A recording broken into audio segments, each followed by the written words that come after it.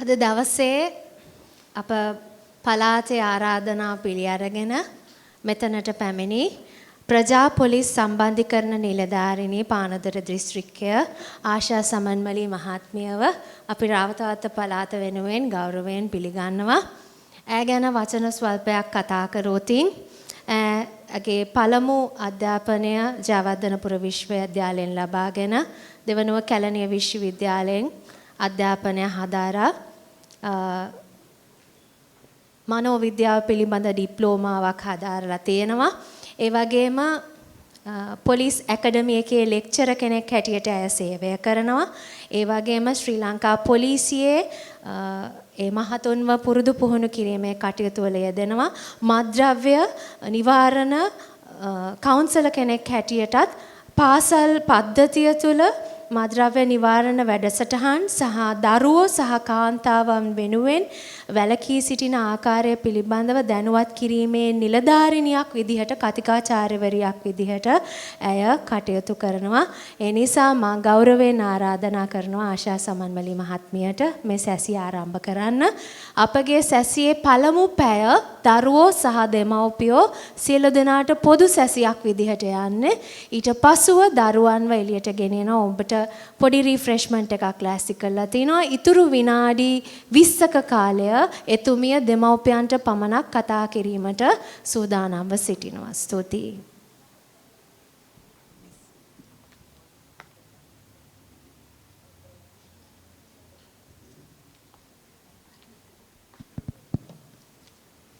සුබ උදෑසනක් වේවා සියලුම දෙනාට. මෙම දේවස්ථානයේ ප්‍රධාන දේවගතිතුමිය ඇතුළු අරුණිමිස් නේද? ඉරේ ශමිස් ඇතුළු සියලුම සම්භාවනීය අමුත්තනි දෙමව්පියනි දරු දැරියනි මුලින්ම මම අපේ මිස්ටර් ස්තුතිවන්ත වෙනවා මේ ස්ථානයේ දරුවන් දැනුවත් කරන්න මේ ආකාරයට ආරාධනයක් කිරීම පිළිබඳව ලයිසියම් විද්‍යාලයේ තුමිය ආචාර්යවරියක් විදියට වැඩ කරනවා. ඉතින් පහුගිය දවස්වල අවස්ථා කිහිපයකදී ලයිසියම් විද්‍යාලයේ දැනුවත් කිරීමේ වැඩසටහන් කිහිපයක් කළා. ඒ අවස්ථාවේදී තමයි එතුමිය මගේ වැඩසටහනකට සම්බන්ධ වෙලා මෙහෙම ඉල්ලීමක් කළේ අද මේ අවස්ථාවට සම්බන්ධ වෙන්න පුළුවන්ද කියලා. ඉතින් මම බොහොම කැමැත්තෙන් සතුටින් සම්බන්ධ වුණා වැඩසටහනට. එතකොට මම කතා කරන මාතෘකාව මත්ද්‍රව්‍යත් එක්කම ඊට අමතරව කතා කරන්නේ ළමා අප සුරක්ෂිතද කියන කාරණය. එතකොට අද සමාජයේ අපි ප්‍රවෘත්ති බැලුවත් අන්තර්ජාලයේ අපි Facebook බලනවා, YouTube බලනවා, එක එක විදිහට අපි නිවුස් බලනවා. ඒ බැලුවට පස්සේ අපි දකිනවා එක එක ආකාරයෙන් අපේ දරුවන්ගේ ජීවිතවලට තියෙන ප්‍රශ්න. එතකොට වැඩිහිටියන් වශයෙන් අපිට කොයිතරම්නම් වගකීමක් තියෙනවද මේ දරුවන්ගේ අනාගතය හදන එක ගැන. සහ දරුවන්ගේ නොදැනුවත්භාවය නිසා කොයිතරම්නම් අපරාධමය වැරදි හෝ මත්ද්‍රව්‍ය වැරදි හෝ මේ දරුවෝ අතින් සිද්ධ වෙනවද කියන එක පිළිබඳව තමයි මම ප්‍රධාන වශයෙන් කතා කරන්නේ. ඉතින් අපි මම වැඩ කරන්නේ පානදුර පොලිසියේ පානදුර දකුණ, පානදුර උතුර, හිරණ සහ වාද්දුව කියන පොලිස් වසම් 4 තමයි මගේ රාජකාරී බල ප්‍රදේශය. එතකොට පානදුර ප්‍රදේශයේ මගේ සේවා අත්දැකීම තියෙනවා වසර 10කට ආසන්න ප්‍රමාණයක්. ශ්‍රී ලංකා පොලිසියේ සේවා අත්දැකීම තියෙනවා මට වයස අවුරුදු වසර 18ක් විතර. දැන් ඇඟිලි ගණන් කරලා හදන්න එපා මගේ වයස.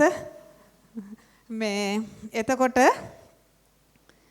ඒ සේවා අත්දැකීම තුල මේ අපේ දරුවෝ ඇතැම් අවස්ථාවන් වලදී පොලිස් අත්අඩංගුවට ගැනීම වලට අපිට සිද්ධ වෙලා තියෙනවා එක එක වැරදි නිසා. ඉතින් ඒ දරුවොත් එක්ක කතා කරාට පස්සේ දරුවෝ කියන ප්‍රධානම කාරණේ තමයි අපි මේක වැරද්දක්ද කියලා දන්නේ නැහැ කියලා.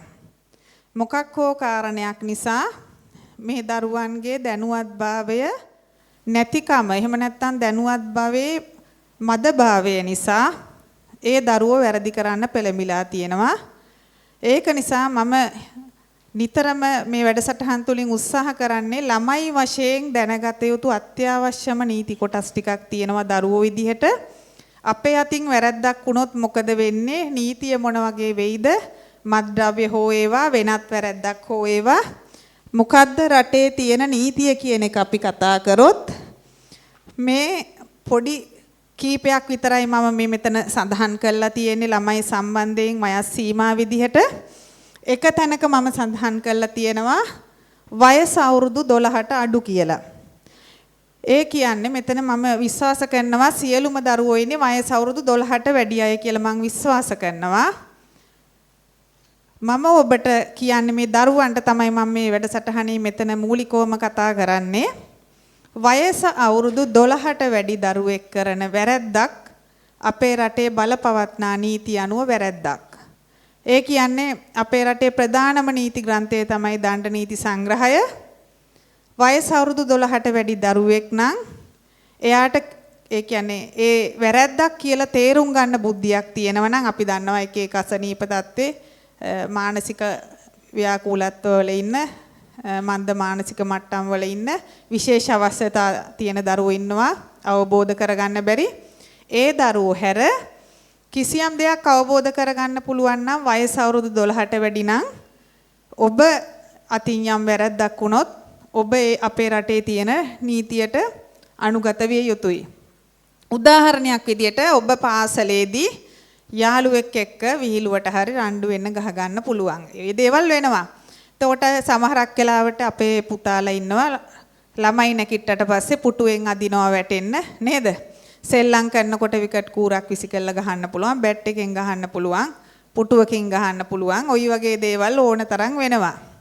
ඉතින් ඒ වගේ දෙයක් වුණොත් ඔයාලා මාධ්‍ය පරිහරණය කරන අය නම් ඔයාලා දකින්නත් ඇති වසර කිහිපයකට කලින් එක ඉස්කෝලේක ළමයි දෙන්නෙක් සෙල්ලම් කර ඉඳලා ඇති වෙච්ච ආරවුලක් නිසා එක දරුවෙක් යකඩ කූරක් විසි කරලා ගහලා තිබුණා. අනිත් දරුවගේ නළල පසාරු කරගෙන යන්න. ඒ දරුවගේ ජීවිතේ නැති වුණා.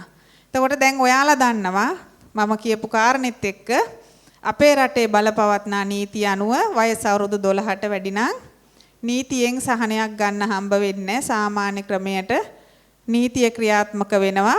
ඊට පස්සේ උසාවි යන්න වෙනවා. ඉස්සෙල්ලම් පොලිසියෙන් විමර්ශනයක් කරනවා. උසාවි යන්න වෙනවා. ඊට පස්සේ ඔබේ සියලු කටයුතු එතනින් අඩාල වෙනවා. අධ්‍යාපන කටයුතු ගෙවල් වල ඉඳලා කරගන්න හම්බ වෙන්නේ නැහැ. වැරද්දට වැරදිකාරයා වුණාට පස්සේ කොහේ හරි රැඳුම් බාරයක තමයි ඉන්න ඕන. ළමයින් රඳවලා තියෙන ස්ථාන වෙනවම තියෙනවා. ඉතින් ওই ගෙවල් වල තියෙන සැප පහසු අම්මා තාත්තා ඔය හැමදේම කළා දෙනව නේද? උදේට ඉස්කෝලේ යනකොට ඇඳුම හදලා දීලා, මැදලා දීලා, හොදලා දීලා නේද? කෑම පෙට්ටියට කෑම එක දාලා දීලා කොයිතරම් ආදරෙන්ද අම්මා තාත්තා ඔයාලව හදන්නේ ඉස්කෝලේ වන්නේ.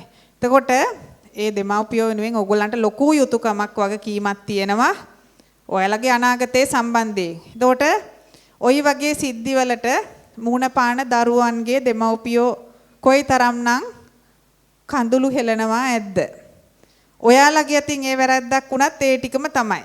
සහ කම්පණිය කියන එක තියෙන්න ඕනේ එම්පති. එතකොට අපි නිතරම හිතන්න ඕනේ මේ දේ මට වුණොත් මට මේ දේ වුණොත් මට තියෙන දේ දැනෙන විදිහටම තමයි මගේ අනිත් කෙනාටත් දැනෙන්න කියන අවබෝධය ඔබට තියෙන්න ඕන. ඒක නිසා මම මුලින්ම සඳහන් කළේ වයස් සීමාව එක. ඊළඟට අපි කතා කරොත් අවුරුදු 5-16ත් අතර අපේ රටේ තියෙන නීතියත් එක්ක අධ්‍යාපන පනත එක්ක පාසල් අධ්‍යාපනය අනිවාර්යයි. සියලුම දරුවෝ පාසල් යන්න ඕන. එහෙම පාසල් යන්නේ නැත්නම් ඒ සම්බන්ධයෙන් නීතිමය වගකීම තියෙන දෙමව්පියන්ට එරෙහිව නීතිය ක්‍රියාත්මක කරන්න පුළුවන්. ඒ වයස් කාණ්ඩේ දරුවෝ පාසල් යන්නේ නැත්නම්. ඊළඟට විවාහ පනත තියෙනවා. එතකොට අපේ රටේ විවාහ වෙන වයස අවුරුදු 18 ඉක්මවන්න ඕන. ඉස්සර නම් ඊට අඩු වයසක් තිබුණේ. සංශෝධනයත් එක්ක වසර දශක ගණනකට පස්සේ ආවා වයස අවුරුදු 18 කියන එක විවාහ වෙන්න බෑ වයස සම්පූර්ණ වෙනකන්. ඊළඟට ප්‍රධානම කාරණේ තමයි එක්සත් ජාතීන්ගේ විශ්ව ළමා ප්‍රඥාප්තියේ සඳහන් වෙන්නේ ළමයා කියන කෙනා, ළමයෙක් කියන තැනැත්තා ගෑනු දරුවෙක් හෝ වේවා, පිරිමි දරුවෙක් හෝ වේවා වයස අවුරුදු 18 සම්පූර්ණ කෙනෙක් තමයි 18ට අඩු කෙනෙක් තමයි ළමයෙක් විදියට අපි නීතියෙන් සලකන්නේ. එතකොට ළමයින්ගේ බාරකාරත්වයේ කවුරු සතු වේද කියන එක අපි කතා කරොත් අපි හිතනවා ළමයෙක්ගේ නීතියානුකූල බාරකාරත්වයේ තියෙන දෙමව්පියෝ අතේ කියලා. එතකොට අපි බැලුවොතින් දෙමව්පියන්ට හිමිවන්නේ ළමයින්ගේ සජීවී බාරකාරත්වය තමයි නීතියෙන්. ඒකෙන් අදහස් කරන්නේ දෙමව්පියන් උණපල්ලියට ළමයි සම්බන්ධයෙන් තීන්දුව తీරන ගන්න නීතියෙන් හැකියාවක් නැහැ. උදාහරණයක් විදිහට කවුරු හරි දෙමව්පියෝ කෙනෙක් හිතනවා නම් එක ආර්ථික ප්‍රශ්න වෙන සමාජීය ප්‍රශ්න මොන යම් හේතුවක් නිසා තමන්ගේ දරුවෙක් අඩු වයසෙන් විවාහ කරලා දෙන්න හිතනවා නම් ඒ කල වයස එනකන් විවාහ කරන්න බෑ. දෙමව්පියන් උළපලියට ළමයි සම්බන්ධයෙන් තීන්දුව తీරන ගන්න බෑ.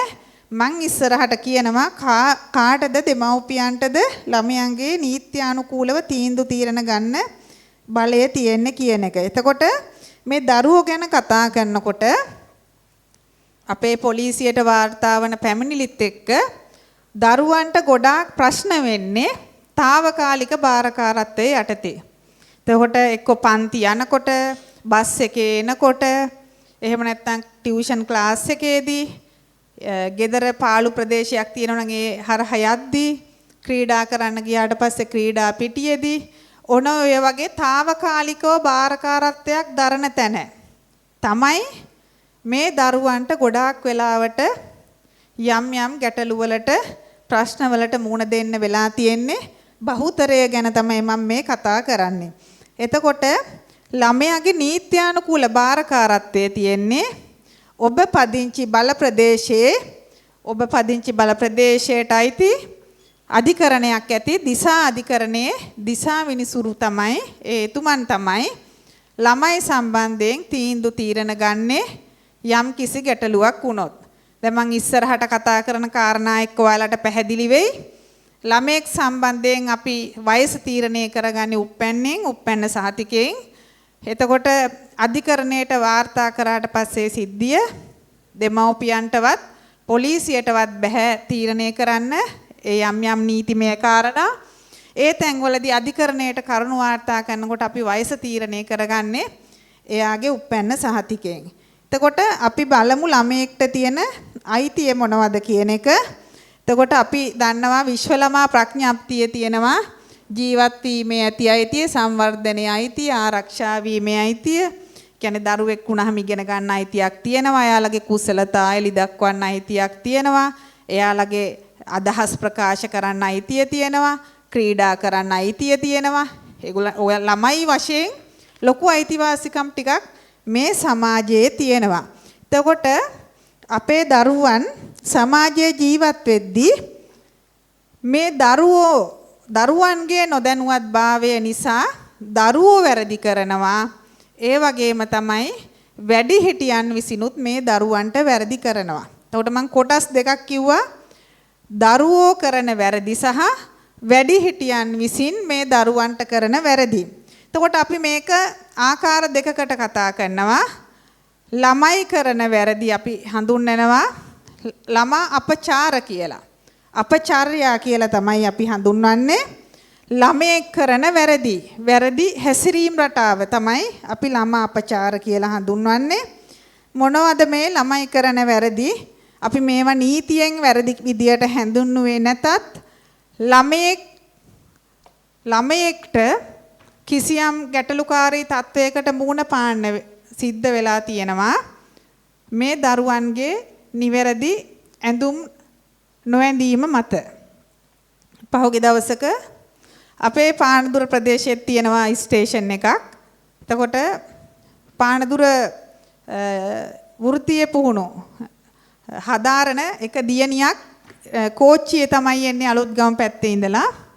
එතකොට කෝච්චියේ එන අතරේ එක පිරිමි කෙනෙක් මේ දරුවගේ ශරීරයේ හරියට වැහෙන්න නෙවෙයි ඇඳුම් ඇඳගෙන ඇවිල්ලා තියෙන්නේ. ආය කට්ටකින් බඩ හූරලා තිබුණා කෝච්චියේදී. එතකොට 119 ඇමතුමක් අපේ පොලිසියට ආවා. ඇවිල්ලා ඊට පස්සේ පොලිසියෙන් ගිහිල්ලා මේ පිරිමි කෙනා අපි අත්අඩංගුවට ගත්තා. එතකොට මේ ගෑනු දරුවට වයස අවුරුදු 20ක් විතර ඇති. අවුරුදු 18ක් 20ක් විතර ඇති. මේ පිරිමි කෙනාට අවුරුදු 50ක් විතර ඇති. එතකොට මේ නිවැරදිව අපි ඇඳුම් අඳින්නේ නැති නිසා අපි මේ විහිං පිටස්තර පුජ්‍යලයන් ලව්වා වැරදි කරවන තැනට අපි පච් කරවගෙන. එතකොට වැඩිහිටියන් වශයෙන් දෙමව්පියන් වශයෙන් අපිට ලොකු වගකීමක් තියෙනවා අපේ දරුවන්ට නිවැරදිව ඇඳුම් අඳවන්න නේද? අපි පල්ලියට එන ආකාරයට නෙවෙයි පාසලට යන්නේ නේද? පාසලට එන ආකාරයට නෙවෙයි පාටියකට යන්නේ නේද? අවමගුල් උත්සවයකට යන්නේ වෙන විදියකට. එතකොට අපේ සංස්කෘතිය අපිට කියලා දීලා තියෙනවා ගැහණු දරුවෙක් අඳින්න ඕන මොන විදියටද, පිරිමි දරුවෙක් අඳින්න ඕන මොන විදියටද කියලා අපේ සංස්කෘතිය අපිට කියලා දීලා තියෙනවා ඇඳුම් අඳින්න ඕන ආකාරය නේද? එතකොට අපේ පුතාලත් එහෙමයි, දුවලත් ඒ වගේ තමයි. අපි හිතනවා මේ සමාජයේ ප්‍රශ්න වෙන්නේ අකටයුතුකම් වෙන්නේ මේ ගෑනු දරුවන්ට විතරයි කියලා අපේ සමාජයේ මතයක් තියෙනවා. ඒ කියන්නේ අපි හිතනවා අපේ සමාජයේ පුරුෂ මූලික සමාජයක් තියෙන පීතෘ මූලික නේද? ගෙදර ගෘහ මූලිකයා වෙන්නේ තාත්තා නේද? එහෙම නැත්නම් ස්වයං පුරුෂයා. එතකොට අපි හිතනවා මේ සමාජයේ පිරිමි පාර්ශවයේ අපේ දරුවෝ පුතාලා සුරක්ෂිතයි කියලා. නමුත් අපේ පොලිසියට වාර්තා වන දේවල් එක්ක වර්තමානයේ වෙනකොට ගෑනු දරුවෝ වගේම පිරිමි දරුවෝත් ආරක්ෂා වෙන්න ඕන තැනට මේ සමාජයේ පත් වෙලා තියෙනවා. ඉතින් ඒක නිසා ඇඳුම පැළඳුම කියන එක ගෑනු දරුවන්ට විතරක් නෙවෙයි පිරිමි දරුවනුත් ඒ වගේ අපි සංවරව අඳින්න ඕන නේද? කලිසම දැන් අද කාලේ නේද? අපේ පුතාලා කලිසම අඳින්නේ කොහෙටද? ඉනට නෙවෙයි අඳින්නේ නේද? මේ හරියට අඳින්නේ. බැරි වෙලාවත් බස් එකේ ගිහිල්ලා බ්‍රේක් ගහලා අච්චි කෙනෙක් හරි එල්ලුනොත් බුදු අම්මෝ කියලා කලිසම වැටෙනවා ගලවගෙන බිමට නේද? ඉතින් ඒ තැනට අපි විලාසිතාව වෙනස් කරගෙන නේද? අපි විලාසිතා වැළඳ ගන්න ඕන අපිට ගැළපෙන දේ නේ? අපිට සුදුසු දේ තමයි අපි වැළඳ ගන්න ඕන කියන එක තමයි මම කියන්නේ. අපි ඇඳුම් පැළඳුම් අඳින්න ඕන ආකාරය පිළිබඳව. එතකොට අනිත් කාරණේ තමයි මාතෘකාවේ ප්‍රධානම කොටස විදිහට මම කතා කරන මේ මත්ද්‍රව්‍ය සහ අන්තර්ජාලය එහෙම නැත්නම් ඔය Facebook එහෙම නැත්නම් ඔය TikTok ඔය වගේ දේවල් නිසා ජීවිතේ කරගත්ත විනාශ. එතකොට මගේ සේවා කාලය තුල මම ලැබපු අත්දැකීම් එක තමයි මම කතා කරන්නේ. කිසිම දෙයක් අතිශයෝක්තියෙන් නැහැ, බොරු කියන්නේ නැහැ. සමහරක් විට මම මේ කියන දේවල් මේ සමාජ පරිසරයේ ජීවත් වෙන ඔබත් යම් යම් අවස්ථාවන් වලදී ජනමාධ්‍යවලදීත් දැකලා තියෙන්න පුළුවන්. එතකොට මේ අපේ දරුවෝ කරන වැරදිනේ මම දැන් කතා කරන්නේ. එතකොට දරුවෝ පාසල් වයසේ කියන එක වැරදි. මම අපේ රටේ දුම්කොළ හා මධ්‍යසාර පනත අනුව වයස අවුරුදු 21ට අඩු. වයස අවුරුදු කීයට අඩුද? 21ට අඩු. දැන් මම මේ වැඩසටහන අවසානයේ ඔයාලගෙන් ප්‍රශ්න අහනවා. මට එතකොට උත්තර දෙන්න ඕන. වයස අවුරුදු 21ට අඩු. ඒකේ 18 කතාවක් නෑ. කෙලින්ම 21 තියෙන්නේ. 21ට අඩු කිසිම කෙනෙක්ට කිසිම මත්ද්‍රව්‍යයක් පාවිච්චි කරන්න බෑ. මධ්‍යසාර කියන්නේ අපි දියර ಜಾති. මත්ද්‍රව්‍ය කියන්නේ දියර නොවන අනිකුත් ಜಾති. කිසිම දෙයක් පාවිච්චි කරන්න බෑ. එතකොට 18 නෙමෙයි තරුණියක් විදිහට තව අවුරුදු 3ක් යනකනුත් බෑ. අපේ රටේ මත්ද්‍රව්‍ය තියෙනවා ප්‍රධාන කොටස් දෙකකට අපි කතා කරොත් තහනම් සහ පාලනයට යටත් කියලා. තහනම් මත්ද්‍රව්‍ය තියෙනවා, පාලනයට යටත් මත්ද්‍රව්‍ය තියෙනවා. එතකොට පාලනයට යටත් මත්ද්‍රව්‍ය ඔයාලා දැකලා ඇති එනකොට පාරේ පාටි වලට ගියාට පස්සේ ඔයාලා දැකලා ඇති වැඩිහිටියන් වශයෙන් පාවිච්චි කරන. එතකොට වයස අවුරුදු 21 වෙනකන් කිසිම කෙනෙක්ට මේ දේවල් පාවිච්චි කරන්නත් බෑ. වෙළඳ සැලකින් විකුණන්නත් බෑ. ඊයේ පෙරේද ඔයාලා දකින්න ඇති Facebook බලන අපේ වැඩිහිටියෝ ඉන්නව නම් වීඩියෝ එකක් සංසරණය වුණා. එක්තරා තැබෑරුමකින් වයස මම හිතන්නේ අවුරුදු 15ක් 16ක්වත් නැති දරුවෙක්ට එක්තරා මධ්‍යසාර වර්ගයක් අලෙවි කරනවා. මේ දරුවා පන්තියන් ඇවිල්ලා තමයි ඒ පොත් බෑග් එකේ තමයි ඒ බෝතලේ දාගෙන යන්නේ. නේද? මෙතන මම හිතන්නේ දැකපු වැඩි හිටියෝ ඉන්නවද? පොඩ්ඩක් අත උස්සන්න බලන්න දැකපු අය. ඉන්නවා. එතකොට දෙමව්පියන් වශයෙන් අපි දරුවෝ සෑහෙන විශ්වාස කරනවා. මම හිතන්නේ එදා ලයිසියම් එකේ මම කිව්වා අපි දරුවෝ අපි කෑම ගන්න දරුවන්ට සල්ලි දෙනවා වැඩි විශ්වාස කරලා. අපි කාර්ය බහුලයි දවසේ රාජකාරීත් එක්ක රැකියාවල් එක්ක අපි දරුවෝ විශ්වාස කරලා දරුවන්ට කෑම ගන්න සල්ලි දෙන අවස්ථා තියෙනවා. එතකොට මේ දරුවෝ ඇත්තට මේ සල්ලි වලින් කෑම එකක් ගන්නවද?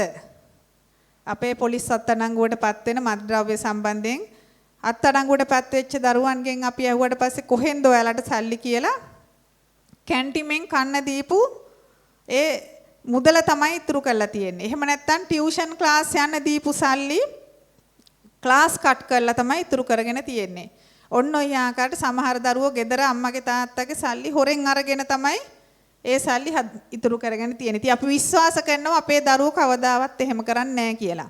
පහුගිය දවස්වල පාසල් නිල ඇඳුමෙන්ම හිටපු පුතාලා 5 දෙනෙක් අපි පානදුර වෙරළ තීරේ මත්ද්‍රව්‍ය පාවිච්චි කරමින් ඉඳලා අත්අඩංගුවට ගත්තා. පානදුරේ ඉස්කෝල 3ක පුතාලා 6 දෙනෙක්. 5ක් නෙවෙයි 6 දෙනෙක් හිටියා. මේ 6 දෙනාගේම බෑග් වල තිබුණා මත්ද්‍රව්‍ය. එතකොට එක දරුවෙක් තාත්තා ඉස්කෝලේ ගාවට එක්කගෙන ගිහිල්ලා ගේට්ටුව ළඟින්ම බස්සලා ගියපු පුතෙක්. එතකොට පොලිසියෙන් කතා කරාට පස්සේ කිව්වා මං කීයටවත් පිළිගන්නේ නැහැ කිව්වා. වැරදීමක් වෙන්නේ නැති කිව්වා. මම ඉස්කෝලේ ගේට් එක ළඟින් දරුවා බස්සලා ගියා කියලා තමයි කිව්වේ බයික් එකේ ඇවිල්ලා. එතකොට අපි ඒ කට්ටිය පොලිසියට කැඳෙව්වා, දෙමව්පියෝ කැඳෙව්වා. ඊට පස්සේ තාත්තා යනකන් ඉඳලා ගේට්ටුවට ඒ ගේට් එකේ කණුවට මුවා වෙලා හැංගිලා ඉඳලා මේ දරුවා තාත්තා ගියාට පස්සේ කෙලින්ම යාළුවොත් එක්ක පානදුර බීච් එකට තමයි ගිහිල්ලා තියෙන්නේ. ඉතින් මේක මම මේ රාජකාරී කරන ප්‍රදේශය නිසා තමයි පානදුර කියන වචනේ පාවිච්චි කරන්නේ. පානදුරේද මේ ප්‍රදේශයේද කියලා වෙනසක් නැහැ.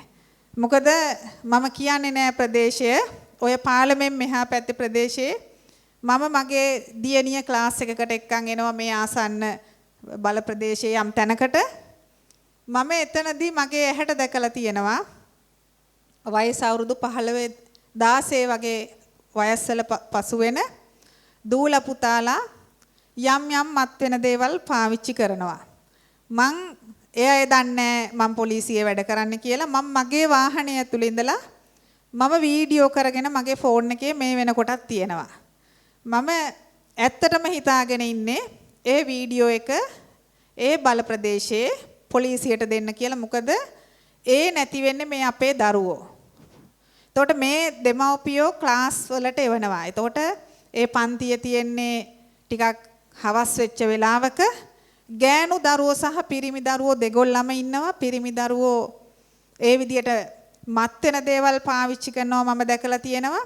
ඒ වගේම අනවශ්‍ය විදියට හැසිරෙනවා. මොකද 6:00 7 වගේ වෙලාවක යන කරවල වැටිච්ච වෙලාවක්. ඒක කාටවත් පේන්නේ නැති.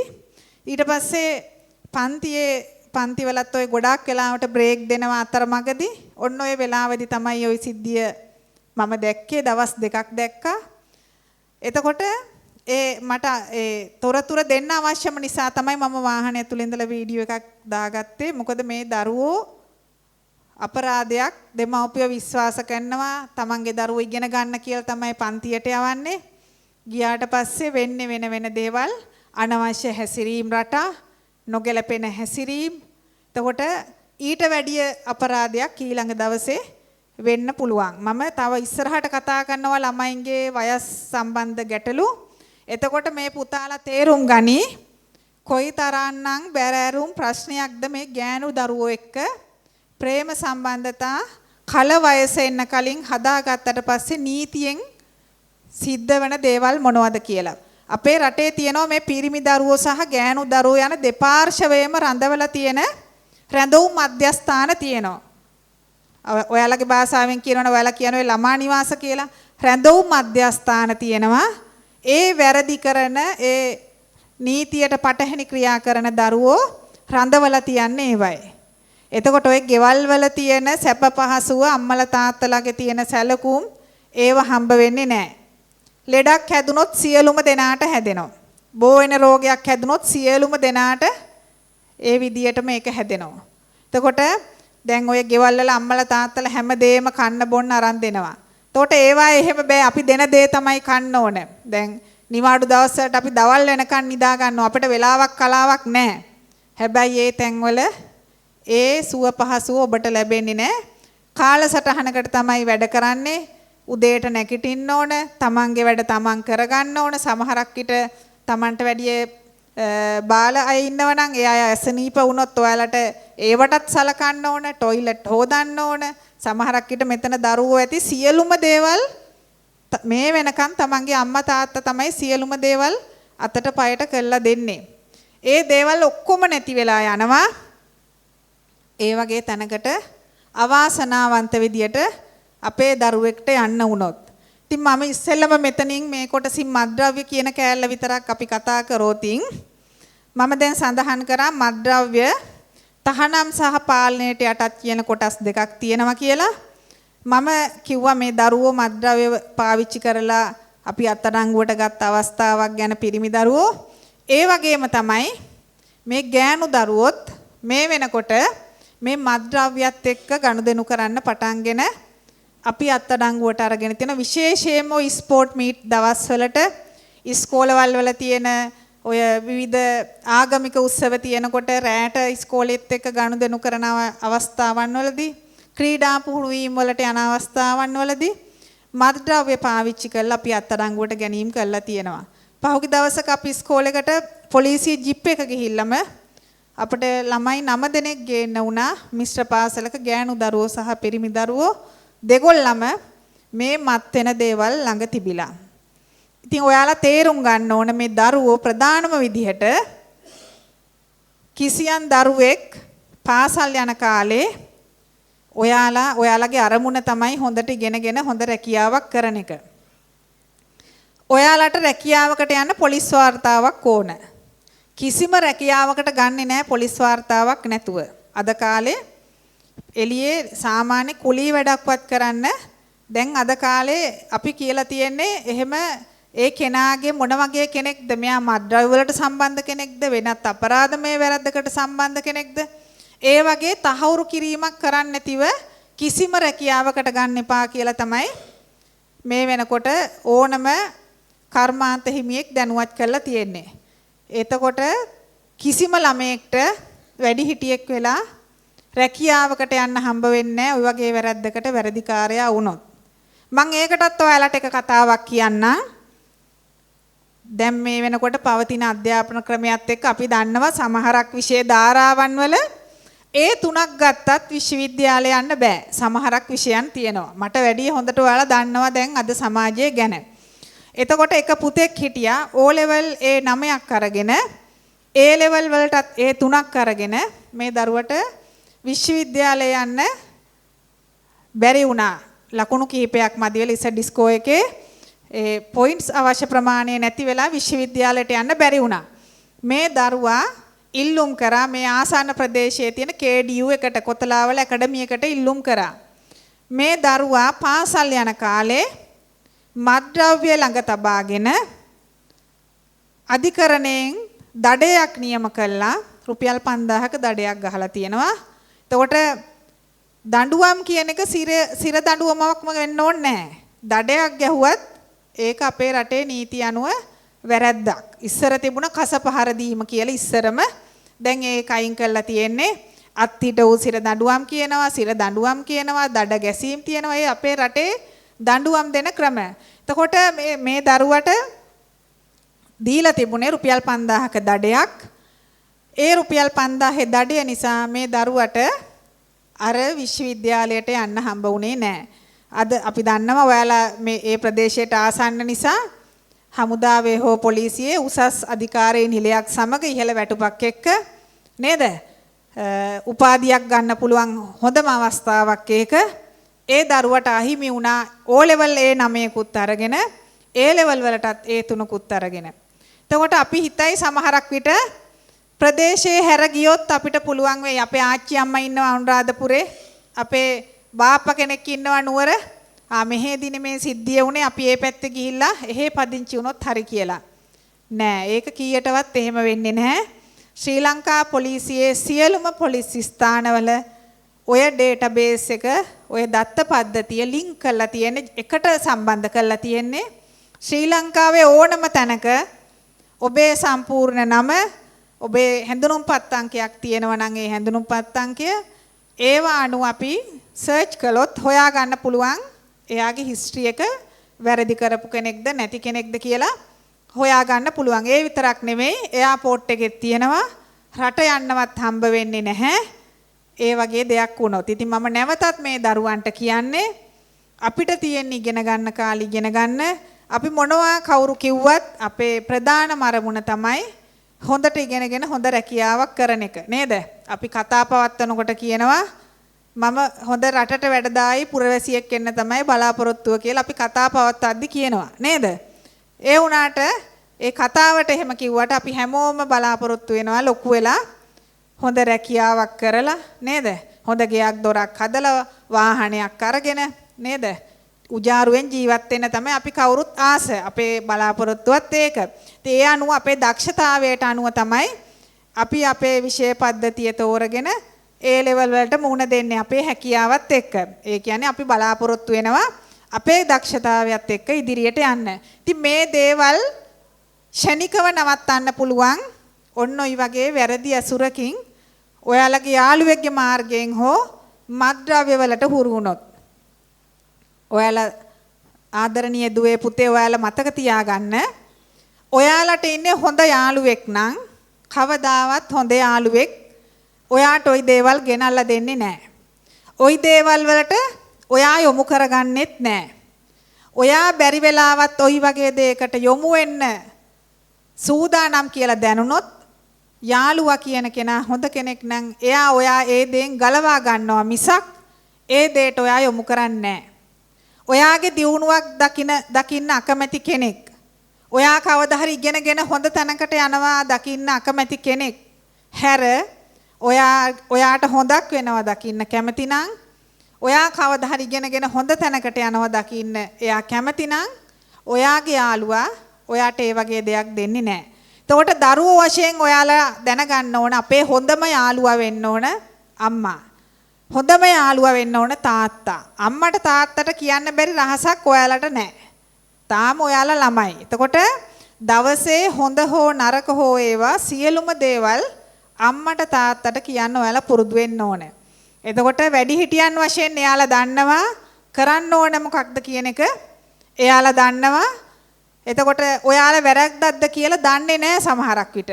නමුත් වැඩිහිටියා දන්නවා අම්මා තාත්තා දන්නවා ඒක වැරද්දක්. මේකට ගන්න ඕන නීතිමය ක්‍රියාමාර්ගයක් තියෙනවා නම් ඒක මොකද්ද අපි ඊළඟට ගන්න ඕන පියවර කියන එක දෙමව්පියෝ වශයෙන් දන්නවා. සමහරක් විට මෙතන දරුවෝ ඇති අපේ දෙමව්පියන් සමහරක් විට සැරපරුස ඇති ගෙවල් වල ඒක නිසා අම්මට කියන්න බෑ. අම්මා මට ගහයි. තාත්තට මට මේක කියන්න බෑ. රාක්ෂයෙක් වගේ මට බණී මේක කිව්වොත් ඒ නිසා මට මේක කියන්න බෑ කියලා හිතේ තද කරගෙන දරුවොත් අපේ සමාජයේ ඉන්නව නැත්තේ නෑ. එතකොට ඔයාලා ළඟින්ම ඉස්කෝලේ ආදරය කරන ගුරුවරයෙක් ඇති. ටීචර් කෙනෙක් ඇති, මිස් කෙනෙක් ඇති, සර් කෙනෙක් ඇති ඉස්කෝලේ. ඔයාලට පුළුවන්කම තියෙන්න ඕන ඒ කෙනා මගින් හරි ඔයාලට ඒ තියෙන ගැටලුව මෙන්න මෙහෙම ප්‍රශ්නයක් කියලා ඒ අයට කියන්න. එහෙම වුණොත් තමයි අපිට මේ ප්‍රශ්නෙට විසඳුම් හොයන්න වෙන්නේ. ඒ හැර ඔබේ හිතේ තියාගෙන ඔබ මේ නොදැන හෝ දැනුවත්ව හෝ මේ වැරද්ද දිගින් දිගට කළොත් ඔබේ ජීවිතේම තමයි විනාශයටපත් වෙන්නේ. මම වීඩියෝ පෙන්නනවා තව ස්වල්ප මොහොතකින්. එතකොට ඔයාලා බලා ගන්න මේ මත්ද්‍රව්‍ය කියන දේවල් වල තියෙන බැරෑරුම්කම කොච්චරද කියලා. ඉතින් මම මත්ද්‍රව්‍ය වල නම් කිව්වේ නැත්තේ ඒක අපිට නීතියෙන් තහනම් ප්‍රචාරණයක් නෙවෙයි කරන්නේ. එතකොට සමහරක් විට මෙතන ඇතැම් දරුවෝ ඉන්න පුළුවන් මත්ද්‍රව්‍ය ඒ මම කියන දේවල් දන්නේත් නැති දරුවෝ. ඒ නිසා මම නම් කියන්නේ නැතුව තමයි මේ කතාව කරන්නේ. ඒක අපි දෙපාර්ශවයටම සුදුසු නිසා. හැබැයි මම ඉස්සරහට වීඩියෝ කීපයක් පෙන්නනවා. අන්තරායකර ඖෂධ තියෙනවා, මාරාන්තික ඖෂධ මත්ද්‍රව්‍ය තියෙනවා. එතකොට ඒ මත්ද්‍රව්‍ය පාවිච්චි කරපු කෙනෙක්ගේ ඒ දිගින් දිගට පාවිච්චි කිරීම තුළ ශාරීරික වෙනස්කම් ඔයාලට බලා ගන්න පුළුවන්. කොහොමද කට්ටියගේ ජීවිත සාර්ථක වෙලාද අසාර්ථක වෙලාද කියලා ඔයාලටම තීරණය කරන්න පුළුවන්. එතකොට මම වීඩියෝ කීපයක් පෙන්වන්න කලින් මම ඔයාලගෙන් අහන්න කැමතියි. ඔයාලා මොනවද සමාජයේ අනේනකොට දැකලා තියෙන මත්ද්‍රව්‍ය මොනවද කියලා මම ඉස්සෙල්ලාම අහන්න කැමතියි. කියන්න බලන්න කවුරු හරි. ඔය පුතා කියන්නකෝ. මොනවද දැකලා තියෙන්නේ? අහලා තියෙන ඔයගොල්ලෝ දන්න නමක් දෙකක් කියන්නකෝ. මම මොකද ඔයාලා දන්න දෙයක් එක්ක කතා කරනවා හැරෙන්න නොදන්න දෙයක් කතා කරලා ප්‍රොමෝට් කරන්න මට අයිතියක් නැහැ. මොනවද ඔය දුව කියන්නේ? ඈ? ඔයාලා කතා කරන්න ඕනේ නැත්තම් මට මේක කරන්න බෑනේ. කවුරු හරි කියන්නකෝ බලන්න. කියන්නකෝ. මොනවද? ඔය පුතා කියන්නේ. මොනවද දැකලා තියෙන්නේ? කියන්න. ඔයාලා කියන්නකෝ බලන්න මොනවද සමාජයේ දැකලා තියෙන්නේ? දැකලා නැද්ද කවුරුවත් මත්ද්‍රව්‍ය පාවිච්චි කරනවා? නෑ ලැජ්ජ වෙන්න බෑ මේක කරද්දි. කියන්න. ඔයා කියන්න. කියන්න. කියන්නේ ඉතින් දැන් කවුරුවත් කතා කරන්නේ නැත්තම් මට වැඩසටහන කරන්න හම්බ වෙන්නේ නැහැ. ඈ? මොනවද? අයිස් මත්ද්‍රව්‍ය. ඒ පුතා ඉහළම මත්ද්‍රව්‍ය කිව්වා මට නේද? හරි. තව කියන්නකෝ දැන් ඔයාලා කියන්නකෝ සමාජයේ දැන් මම කිව්වා තහනම් සහ පාලනයට යටත් කියලා තියෙනවා කියලා. නේද? ඔයාලා පාරේ යනකොට බස් එකේ යනකොට නේද? සෙල්ලම් කරන්න යනකොට පාරේ දැකලා තියෙනවනේ. දැකලා තියෙනවද? මොනවද? ලැජ්ජයිනේ කතා කරන්නේ නැහැ නේ කවුරුවත්. කියන්නකෝ බලන්න. ඔයා කියන්න. යනකොට පාරේ දැකලා තියෙන්නේ මොනවද? ඈ? දැකලා නැද්ද? එහෙනම් ඉතින් මේ දරුවෝ දැකලා නැත්තම් මට වැඩසටහන කරන්න ඕන වෙන එකනුත් නෑ නේද? ඈ? ඔයාලා කියන්න ඕන මොනවද කියලා. කියන්නකෝ.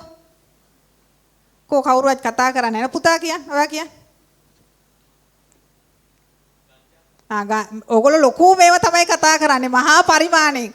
මේ මම අහන්නේ මේ නිකන් සමාජයේ ඔයාලා යන්නේනකොට නිකන් එළිය දැකලා තියෙනව නේද?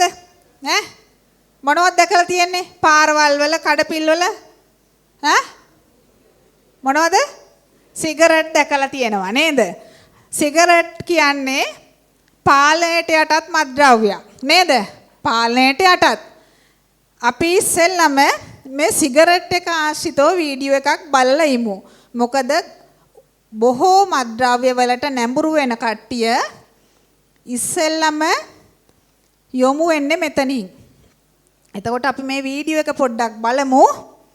සිගරට් එක කියන එක කොයිතරම්නම් පුජ්‍යලයාට බලපානවද කියන එක. එතකොට මේ තියෙන්නේ සිගරට් 400ක් ආශ්‍රිතව කරපු එක්තරා පර්යේෂණයක් තමයි මේ තියෙන්නේ.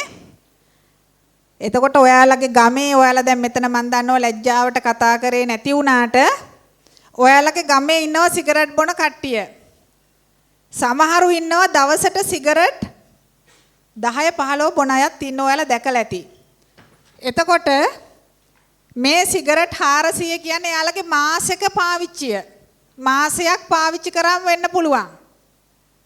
මේ ටෙස්ට් එකෙන් පස්සේ ඔයාලා බලන්න මේ සිගරට් බොන අයගේ පෙනහළු මොන වගේ තත්වයෙන් තියෙවිද කියලා. දැන් මේ ටෙස්ට් එකෙන් කරන්නේ මේ සිගරට් එකේ දුම මේ වතුර බෝතලයට යන්න සලස්වන එක. ඔයාලා දැක්ක පිරිසිදු වතුර බෝතලයක් තමයි තිබුණේ. එතකොට මේ වතුර එකට මේ ක්‍රමක්‍රමයෙන් මේ දුම යන්න සලස්වනවා.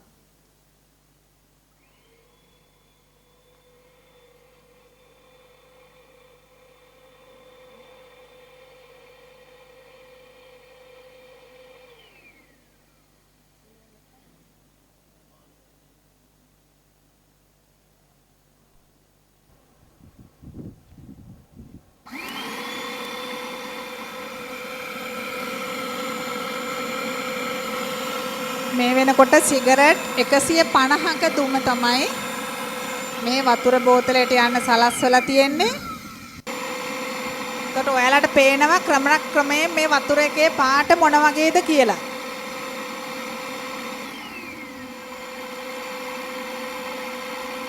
දැන් පේනවද වතුර බෝතලේ පාට? දැන් ඔයාලා සිහියට ගන්න ඕන ඔයාලගේ ගමේ සිගරට් බොන අංකල්ලා ඇති. ඔය මාසෙක තත්වය තමයි ඔය තියෙන්නේ කියලා ඔයාලා චුට්ටක් හිතන්නකෝ. මාසෙක තත්වය කියලා ඔයාලා හිතන්නකෝ. එතකොට මේ සිගරට් අලෙවි කරන සමාගම් නිතරම උත්සාහ කරන්නේ අලුත් සමාජිකයෙක් මේකට බඳව ගන්න. ඔයාලා වගේ දරුවෙක් මේකට සම්බන්ධ කරගත්තොත් අවුරුදු 10ක් 15ක් යනකම් මේකට ඇබ්බැහි කරගත්තොත් ලොකු ආදායමක් ගන්න ලොකු මුදල් ඉපැයීමක් කරන්න හොඳටම ප්‍රමාණවත්. එතකොට මේක හොඳ දෙයක්ද මේක නරක දෙයක්ද කියන එක ඔයාලම තමයි තීරණය කරන්න ඕන. අපි සල්ලි දීලා නේද? මුදලක් වැය කළා මේ වගේ දේවල් පාවිච්චි කරලා අපි ලෙඩ රෝග හදා ගන්නවද කියන එක ඔයාලම තමයි තීරණය කරන්න ඕන. ඕවා පුරුදු කළා ඔයාලව වලට ඇද දාන අගාධයට ඇද දාන කට්ටිය කවදාවත් ඔයාලත් එක්ක ඉන්නේ නැහැ. ඔයාලට ලෙඩ රෝගයක් හැදුනොත් අසනීප තත්වයකටපත් වුනොත් කවදා හරි ඔයාලත් එක්ක ඉන්නේ ඔයාලගේ අම්මා තාත්තා විතරයි. වෙන කවුරුවත් එන්නේ නැහැ. කිසිම කෙනෙක් එන්නේ නැහැ. ඒ නිසා ඔයාලගෙන් ආදරයෙන් ඉල්ලලා හිටින්නේ මේ වගේ දේවල් වලට පුරුදු වෙන්න එපා. අපි මත්ද්‍රව්‍ය සම්බන්ධයෙන් අත්අඩංගුවට ගන්නවා යම් තරුණ තරුණියන්. එතකොට බලන්න සිගරට් 400ක කොයිතරම්නම් විස රසායන ද්‍රව්‍ය අන්තර්ගත වෙලා තියෙනවද කියලා මේ සියලුම දේවල් කොහෙද තැන්පත් වෙන්නේ? පෙනහළු තුල.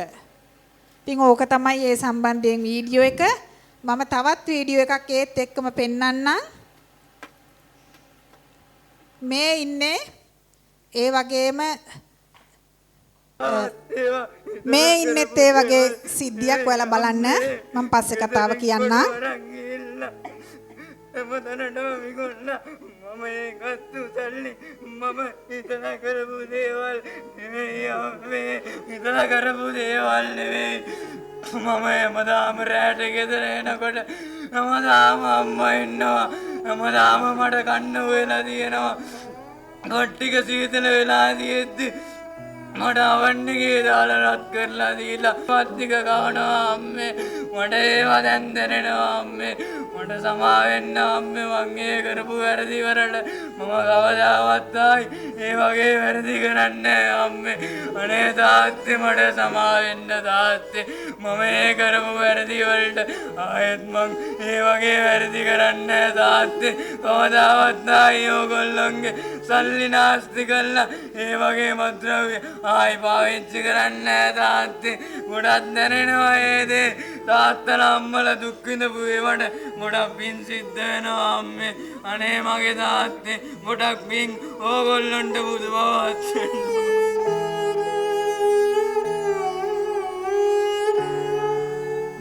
දෙමාපියන් ඉතින් හොයන්න බලන්න නැතුනහම මේ දේ වෙනවා ඇත්තම ළමයින්ට දෙමාපියන් පාරේ පස්සේ ඉඳන් මේ දේ කරන්න ඕන. ඉතින් හොයලා බලන්න නැතුනම තමයි මේ தත්තරපත් වෙන්නේ කියලා තමයි. ඇත්තටම අපි ඉතින් සල්ලි හම්බ කරලා ළමයින්ට වියදම් කරලා උගන්වන්නේ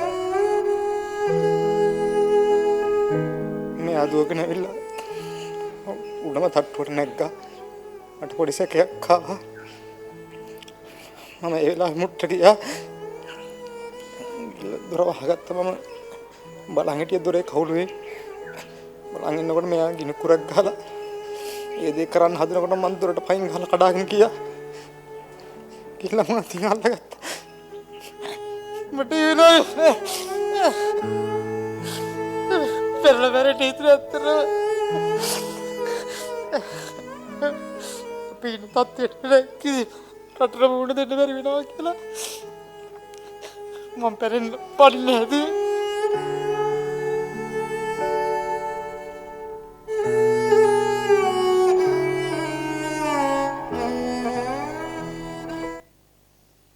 ඒ වීඩියෝ එක මම පෙන්නුවේ ඔය අපේ මේ පුතාලා කියපු විස මත්ද්‍රව්‍ය පාවිච්චි කරපු දරුවෙක්ගේ ඇත්තම තත්ත්වය මේ රංගපෑමක් නෙවෙයි මේ සත්‍ය සිදුවීමක්. එතකොට බලන්න දෙමව්පියෝ කොයිතරම්නම් අපහසුතාවයට පත් වෙනවද, දුක් විඳිනවද නේද? මේ දරුවෝ කරන වැරදි වැඩ නිසා. ඉතින් අපි තව වීඩියෝ එකක් බලමු ඒත් එක්කම. විස මත්ද්‍රව්‍ය පාවිච්චි කරපු කෙනෙක්ගේ අධික ඇබ්බැහිය නිසා ශාරීරික අපහසුතා කොහොමද කියන එක මේ කාන්තාවක්ගේ වීඩියෝ එකක් මම පෙන්නන්නේ. See another one doing the zombie walk.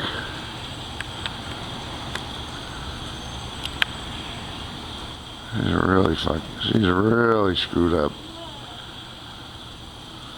මේ ඉන්නේ විස මත්ද්‍රව්‍ය පාවිච්චි කරපු කාන්තාවක්, විදේශීය කාන්තාවක්. මේ වගේ කට්ටිය අපි පානදුර පොලිසියෙන් අත්අඩංගුවට අරගෙන තියෙනවා. පිරිමි අය විතරක් නෙවෙයි කාන්තාවනුත් ඉන්නවා මේ වෙනකොට මේ තත්වයට පත් වෙච්ච අය. බොහෝම අපහසුවෙන් තමයි පොලිස් අත්අඩංගුවෙත් ඉන්නේ. කෑ ගහ ඉල්ලන්නේ මොනවද? මත්ද්‍රව්‍යම තමයි මේ අය ඉල්ලන්නේ. ඉතින් මම කාල වේලාව නිසා ඒකෙන් මම පොඩි ප්‍රමාණයක් තමයි පෙන්වන්නේ. එතකොට මේ මත්ද්‍රව්‍ය පාවිච්චි කරන කෙනෙක්ට දැන් ඔයාලට ගන්න ඕන කතාව මොකක්ද? දැන් මම මේ පෙන්නපු දේවල් එක්ක ඔයාලව හිතට ගන්න ඕන කාරණේ මොකක්ද කියන එක මම ඔයාලගෙන් පුජ්‍යලිකව අහන්න යන්නේ නැහැ. නමුත් ඔයාලට තේරෙන්න ඕන නේද? සිගරට් එක තමයි ඕනම මත්ද්‍රව්‍යයක් පාවිච්චි කරන විස මත්ද්‍රව්‍ය පැත්තට යන්න කලින් මුලින්ම අත්හදා බලන තැන. එතකොට ඒ මත්ද්‍රව්‍යයට මේ දරුවෝ ගොඩාක් වෙලාවට යොමු වෙන්නේ තමන් ළඟින්ම ආශ්‍රය කරන යාළුවෝ. දැන් අර තාත්තගේ කතාවෙනුත් ඔයාලා දකින්න ඇති. ඒ තාත්තා අඬ කිව්වේ යාළුවෝ ඉස්කෝලේ පාඩම් කරන්න කියලා තමයි උඩ තට්ටුවේ දොර වහගෙන කරලා තියෙන්නේ. ඉතින් ඔයාලා අධික විදිහට විශ්වාස කරලා අම්මලා තාත්තලා හොයන්නේ නැතිව ඇති. හොයන එකනුත් නැතුව ඇති. ඔයාලා මොනවද කරන්න කියලා. ඒ විශ්වාසයම තමයි ප්‍රයෝජනට අරගෙන ඒ වගේ මාරාන්තික මත්ද්‍රව්‍ය පාවිච්චි කරලා තියෙන්නේ. ඉතින් ඒ වගේම තමයි අනිත් මත්ද්‍රව්‍යත්. එතකොට මේ දේවල් ගෑනු දරුවෝ සහ පිරිමි දරුවෝ යන දෙපාර්ශවයටම අයිති. මම මේ එක කොටසක් විතරක් ඉලක්ක කරලා කතා කරනව නෙවෙයි. මේ මත්ද්‍රව්‍ය ඇයි මෙහෙම සල්ලි දීලා සල්ලි විනාශ කරලා අරගෙන අපි මේ අපහසුවෙන් ජීවත් වෙන්නේ? ඒ මත්ද්‍රව්‍ය පාවිච්චි කරන කිසිම කෙනෙක් කියන්නේ අපි සතුටින් ඉන්නේ කියලා. අපි සතුටින් මේ දේවල් ගන්න කියලා. අධික ඇබ්බැහිය නිසා, අධිකව ශරීරයට ඉල්ලන නිසා ඒ ශරීරයේ තියෙන අපහසුතාවයෙන් බේරෙන්න තමයි ඉල්ලන්නේ. දැන් මම ඔයාලට අන්තිමටම පෙන්නුවා වීඩියෝ එකක්. ඒ කෙනාට ආයේ සාමාන්‍ය පුජ්‍යලයක් විදියට ඉන්න නම් එයාලගේ ශරීරය ඉල්ලන්නේ මත්ද්‍රව්‍ය. ශරීරයට දෙන්න ඕන මත්ද්‍රව්‍ය. එතකොට ඒ මත්ද්‍රව්‍ය ශරීරයට ගත්තට පස්සේ කොයි තරම්නම් ශාරීරික අපහසුතාව ඇති වෙනවද? අනිත් පැත්තෙන් කොයි තරම් මුදලක් විනාශ කරනවද? සමහර තරුණ තරුණියෝ ඉන්නවා දවසකට රුපියල් 15000 20000 30000 ලක්ෂ ගණන් වල මත්ද්‍රව්‍ය පාවිච්චි කරන. එතකොට එයාගේ ශරීරයට අවශ්‍ය මත්ද්‍රව්‍ය ටික එයාට ගන්න නැති වුණාට පස්සේ එයා මොකද කරන්නේ? බස් එකේ යනකොට පොකට් ගහනවා. පාරේ කාන්තාවක් ගියොත් මාලේ කඩා ගන්නවා. නේද? කොහේ හරි හොස්පිටල් එකක් ළඟට ගියොත් ඒකේ බැරි වෙලා හරි යතුරු තියලා ගියොත් අමතක වෙලා බයිසිකලේ ඒක ස්ටාර්ට් කරගෙන ගිහිල්ලා ඒක විකුණනවා. අල්ලපු ගෙදර තියෙන ගහේ පොල් ටික කඩා ගන්නවා. ඔය වගේ විවිධ ආකාරයේ හොරමැරකම් කරන්න, කොල්ල කෑම් කරන්න, විවිධ අපරාධ කරන්න පෙළඹෙනවා මේ සල්ලි හොයාගන්න. මොකද අර ශරීරයට තියෙන අපහසුතාව වලින් ගැලවෙන්න නම් නැවත නැවත ශරීරයට මත්ද්‍රව්‍ය දෙන්න ඕන. ඉතින් අපි පුජ්‍යලය පුනරුත්ථාපනය කරන්න යොමු කරනවා පොලිසිය මැදිහත් වෙලා ඒ අදාළ ආයතන සම්බන්ධ කරගෙන පුනරුත්ථාපනය කරපු පිරිස් ඉන්නවා.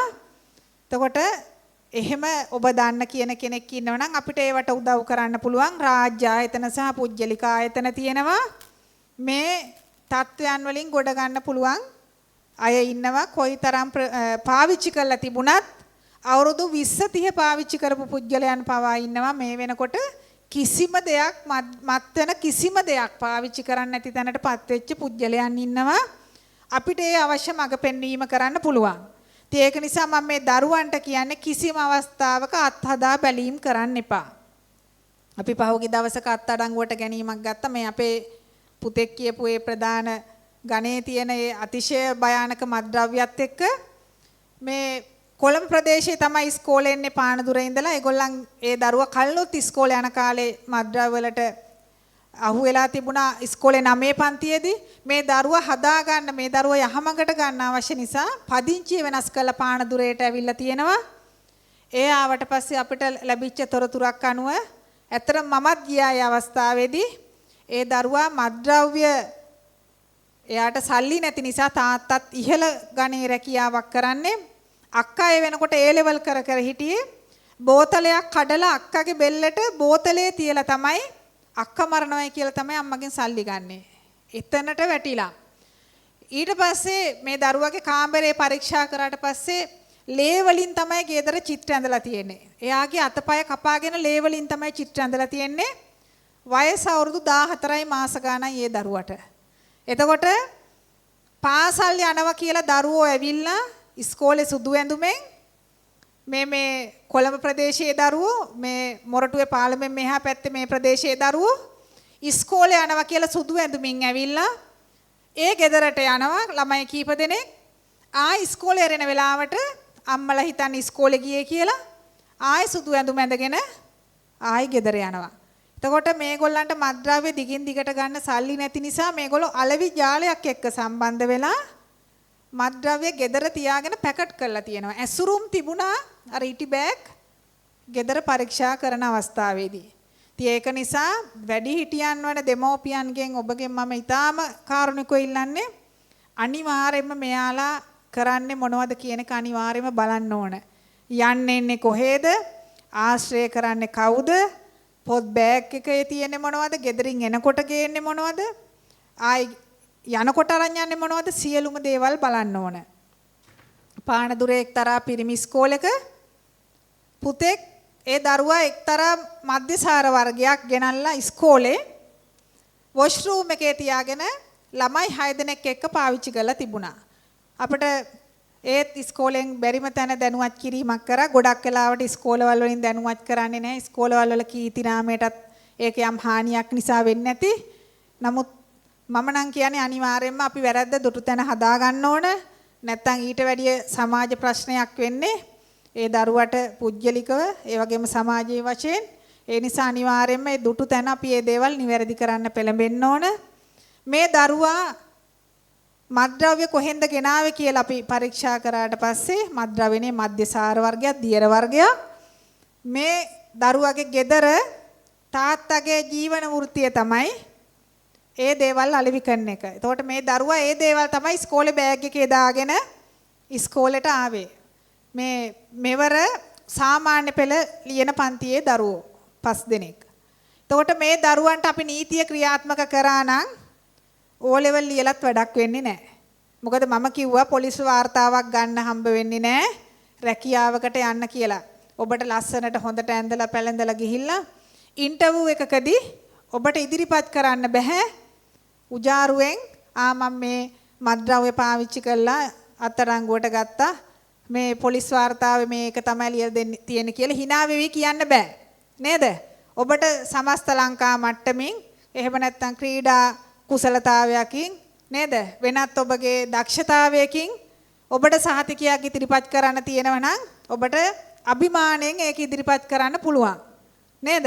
නමුත් අර වගේ දේවල්, සමාජ විරෝධී දේවල්, නීති විරෝධී දේවල්, රටේ නීතියට අනුගත නොවන දේවල් කළොත් අපිට මේ දේවල් hina වෙලා සතුටින් සමාජයේ ඉදිරියේ ප්‍රදර්ශනය කරන්න බෑ. මම දන්නවා එහෙම දෙයක් වුණොත් ඔබ කිසිම ඉන්ටර්විව් එකකට යන්නෙත් නැතිව ප්‍රතික්ෂේප කරන තැනට ඔබපත් වෙන්න පුළුවන්. එතනින්ම ඔබේ අධ්‍යාපන කටයුතු අඩාල වෙන්න පුළුවන්. ඉතින් ඊළඟට අපි ඊළඟ කාරණේ විදිහට කතා කළොත් මේ පාසල් යන වයසේ ප්‍රේම සම්බන්ධතා පවත්වන එක. එතකොට අපි ඒ වගේ සිද්ධි වලටත් මේ දරුවෝ අත්අඩංගුවට ගත් අවස්ථා තියෙනවා. විශේෂයෙන්ම මේ කාරණේදී අපේ මේ පුතාලා මෙතන ඉන්නවා ටිකක් ඉස්කෝලේ 9 10 11 වගේ පන්තිවල පුතාලා ටිකක් ඔයාලා විශේෂයෙන්ම දැනගන්න ඕන නීතිමය කාරණා කීපයක් තියෙනවා. මෙතන එක්කෙනෙක් හරි සමහරක් විට මේ දේවල් අදාළ වෙන්න පුළුවන්. එහෙම නැත්නම් ඉදිරියේදී ඔයාලගේ ජීවිතයට වැදගත් වෙන්න පුළුවන් මම මේ කියන කාරණය. අපේ රටේ තියෙන නීතියත් එක්ක වයස අවුරුදු 16ට අඩු දරුවෙක් දෙන කැමැත්තක් නෙවෙයි. දැන් මම ඒක ඔයාලට සරලව කිව්වොත් වයස අවුරුදු 16ට අඩු ගෑනු දරුවෙක් එක්ක ප්‍රේම සම්බන්ධතාවයක් හදාගන්න ඔබ උත්සාහ කරනවා වෙන්න පුළුවන්. ඉස්කෝලේ 8 9 10 වයස අවුරුදු 16ට අඩු. මේ තුලින් ජීවිතේ වරද්දගත්ත පුතාලා ඕන තරම් ඉන්නවා. අර මම කියපු අර පරිවාස භාර යටතේ. සමහර දරුවෝ අපි අත්අඩංගුවට ගැනීම කළා තියෙනවා ටියුෂන් පන්ති කට් කළා. ගෑනු දරුවෝ එක්ක පානදුර බීච් එකට ගිහිල්ලා එහෙම නැත්නම් අනවශ්‍ය තැන්වල ගිහිල්ලා ගෙදරට කට් කරලා කොහේ හරි ඇවිදින්න ගිහිල්ලා ওই වගේ දේවල් කළා. පොලිසියට වාර්තා වන පැමිණිලි සමහරක් පැමිණිලි තියෙනවා පොලිසියට සමාදාන කරන්න පුළුවන් දේවල්. සමහරක් පැමිණිලි තියෙනවා පොලිසියට සමාදාන කරන්න බැරි. දැන් මේ කියන වැරද්දත් පොලිසියට සමාදාන කරන්න බෑ. අනිවාර්යයෙන්ම උසාවි යන්න ඕනේ වැරද්දක්. දැන් මම මේක උදාහරණයකින් ඔයාලට පැහැදිලි කරොත් වයස අවුරුදු 16ට අඩු ගෑනු ළමෙක් එක්ක පිරිමි දරුවෙක් ප්‍රේම සම්බන්ධතාවයක් පවත්වලා ඒ අපි කියමුකෝ ගෑනු දරුවගේ අම්මට ආරංචි වෙනවා මේ දරුවා ක්ලාස් ගිහිල්ලා නැහැ පිරිමි ළමෙක් එක්ක ගිහිල්ලා කියලා. ගියපු තැනක් හොයාගන්නත් බෑ කියලා අපි කියමුකෝ අම්මට එනවා ආරංචියක් ගෑනු දරුවගේ. හැම තැනම හොයලා බලලා අන්තිමට එනවා පොලිසියට මගේ දුව අතුරුදහන් කොහේ ගිහිල්ලත් දන්නේ නැහැ කියලා. ඊට පස්සේ හවස් වෙනකොට දුව ගෙදර ඒවි සමහරක් විට එන්නත් පුළුවන් නොඑන්නත් පුළුවන්. අපි කියමුකෝ ආවේ නැහැ කියලා ඊළඟ දවසේ ආවේ කියලා. ඊට පස්සේ පොලිසියට ඇවිල්ලා අම්මා එනවා පැමිණිල්ල ඉල්ලාස් කරගන්න මගේ දුව ගෙදර ආවා. මෙහෙම ප්‍රේම සම්බන්ධතාවයක් තිබිලා තියෙනවා. ඒ පිරිමි ළමයාත් එක්ක තමයි ගිහිල්ලා තියෙන්නේ කියලා එනවා. ඒ වගේ පැමිණිලි පොලිසියට සමාදාන කරන්න බෑ. නීති අපි ඒක සඳහන් වෙන්නේ නීත්‍යානුකූල බාරකාරත්වයෙන් අපහරණය කිරීම. එතකොට පිරිමි දරුවෙක් අනවශ්‍ය තැනකට අපි කියමුකෝ බෙරළ තීරයට කොහේ හරි අනවශ්‍ය තැනකට නොගැලපෙන තැනකට නුසුදුසු තැනකට ළමයි වශයෙන් යා යුතු නොගැලපෙන තැන් තියෙනවා. එතකොට ඒ වගේ තැනකට අරගෙන ගිහිල්ලා තිබුණොත් නීතියෙන් දඬුවම් ලැබිය හැකි වරදක් අවුරුදු 5ක් හිරේ යන්න පුළුවන් වැරද්දක්. මේ මම කියන්නේ කිසිම අකටයුත්තක් නොවි වැරදි දෙයක් නොවි රැගෙන යාම විතරයි. ඉතින් මේ දේවල් සමාජයේ තියෙනවා. පානදුර ප්‍රදේශෙත් වෙලා තියෙනවා. මං කලින් සේවය කරපු ප්‍රදේශවලත් වෙලා තියෙනවා. ඉතින් අපේ පිරිමි දරුවෝ කල වයස හරි ඇති සමහරක් විට යාට අවුරුදු 18ක් 20ක් වෙන්නත් පුළුවන්. ඊට පස්සේ පිරිමි දරුවාගේ අම්මා අනේ ලස්සන ගෑන් ළමයා අපි ඔහොම තියාගමු කල වයස ආවට පස්සේ බන්දලා දෙමු කියලා අම්මා තාත්තා විශේෂයෙන්ම ආච්චි අම්මලා මුණු පුරල්නට ආදරය කළා මේ දරුවන්ට රැකවරණය දෙනවා. අනේ අනුබල දීමේ වැරද්ද යටතේ ඒ උදව් උපකාර කරපු කෙනාටත් හිරේ විලංගුවේ තමයි ලගින්න වෙන්නේ උදව් කරාට. ඒ නිසා ඔය පුතාලා හොඳට මතක තියාගන්න වයස අවුරුදු 16ට අඩු මේ ගෑනු ළමයෙක් දෙන කැමැත්ත නීතියෙන් කැමැත්තක් නෙවෙයි. ඔබ ඇවිල්ලා කියාවි පොලිසියට මේ නංගි මාත් එක්ක කැමැත්තෙන් ආවේ. අපි දෙන ප්‍රේම සම්බන්ධයක් පැවැත්තුවා කියලා. නමුත් නීතිය ඉදිරියේ ඒ කැමැත්තක් විදියට පිළිගන්නේ නැහැ. මම ඔයාලට කලින් ස්ලයිඩ් එකක පෙන්නුවා නීත්‍යානුකූල බාරකාරත්වයේ තියෙන කාටද කියලා.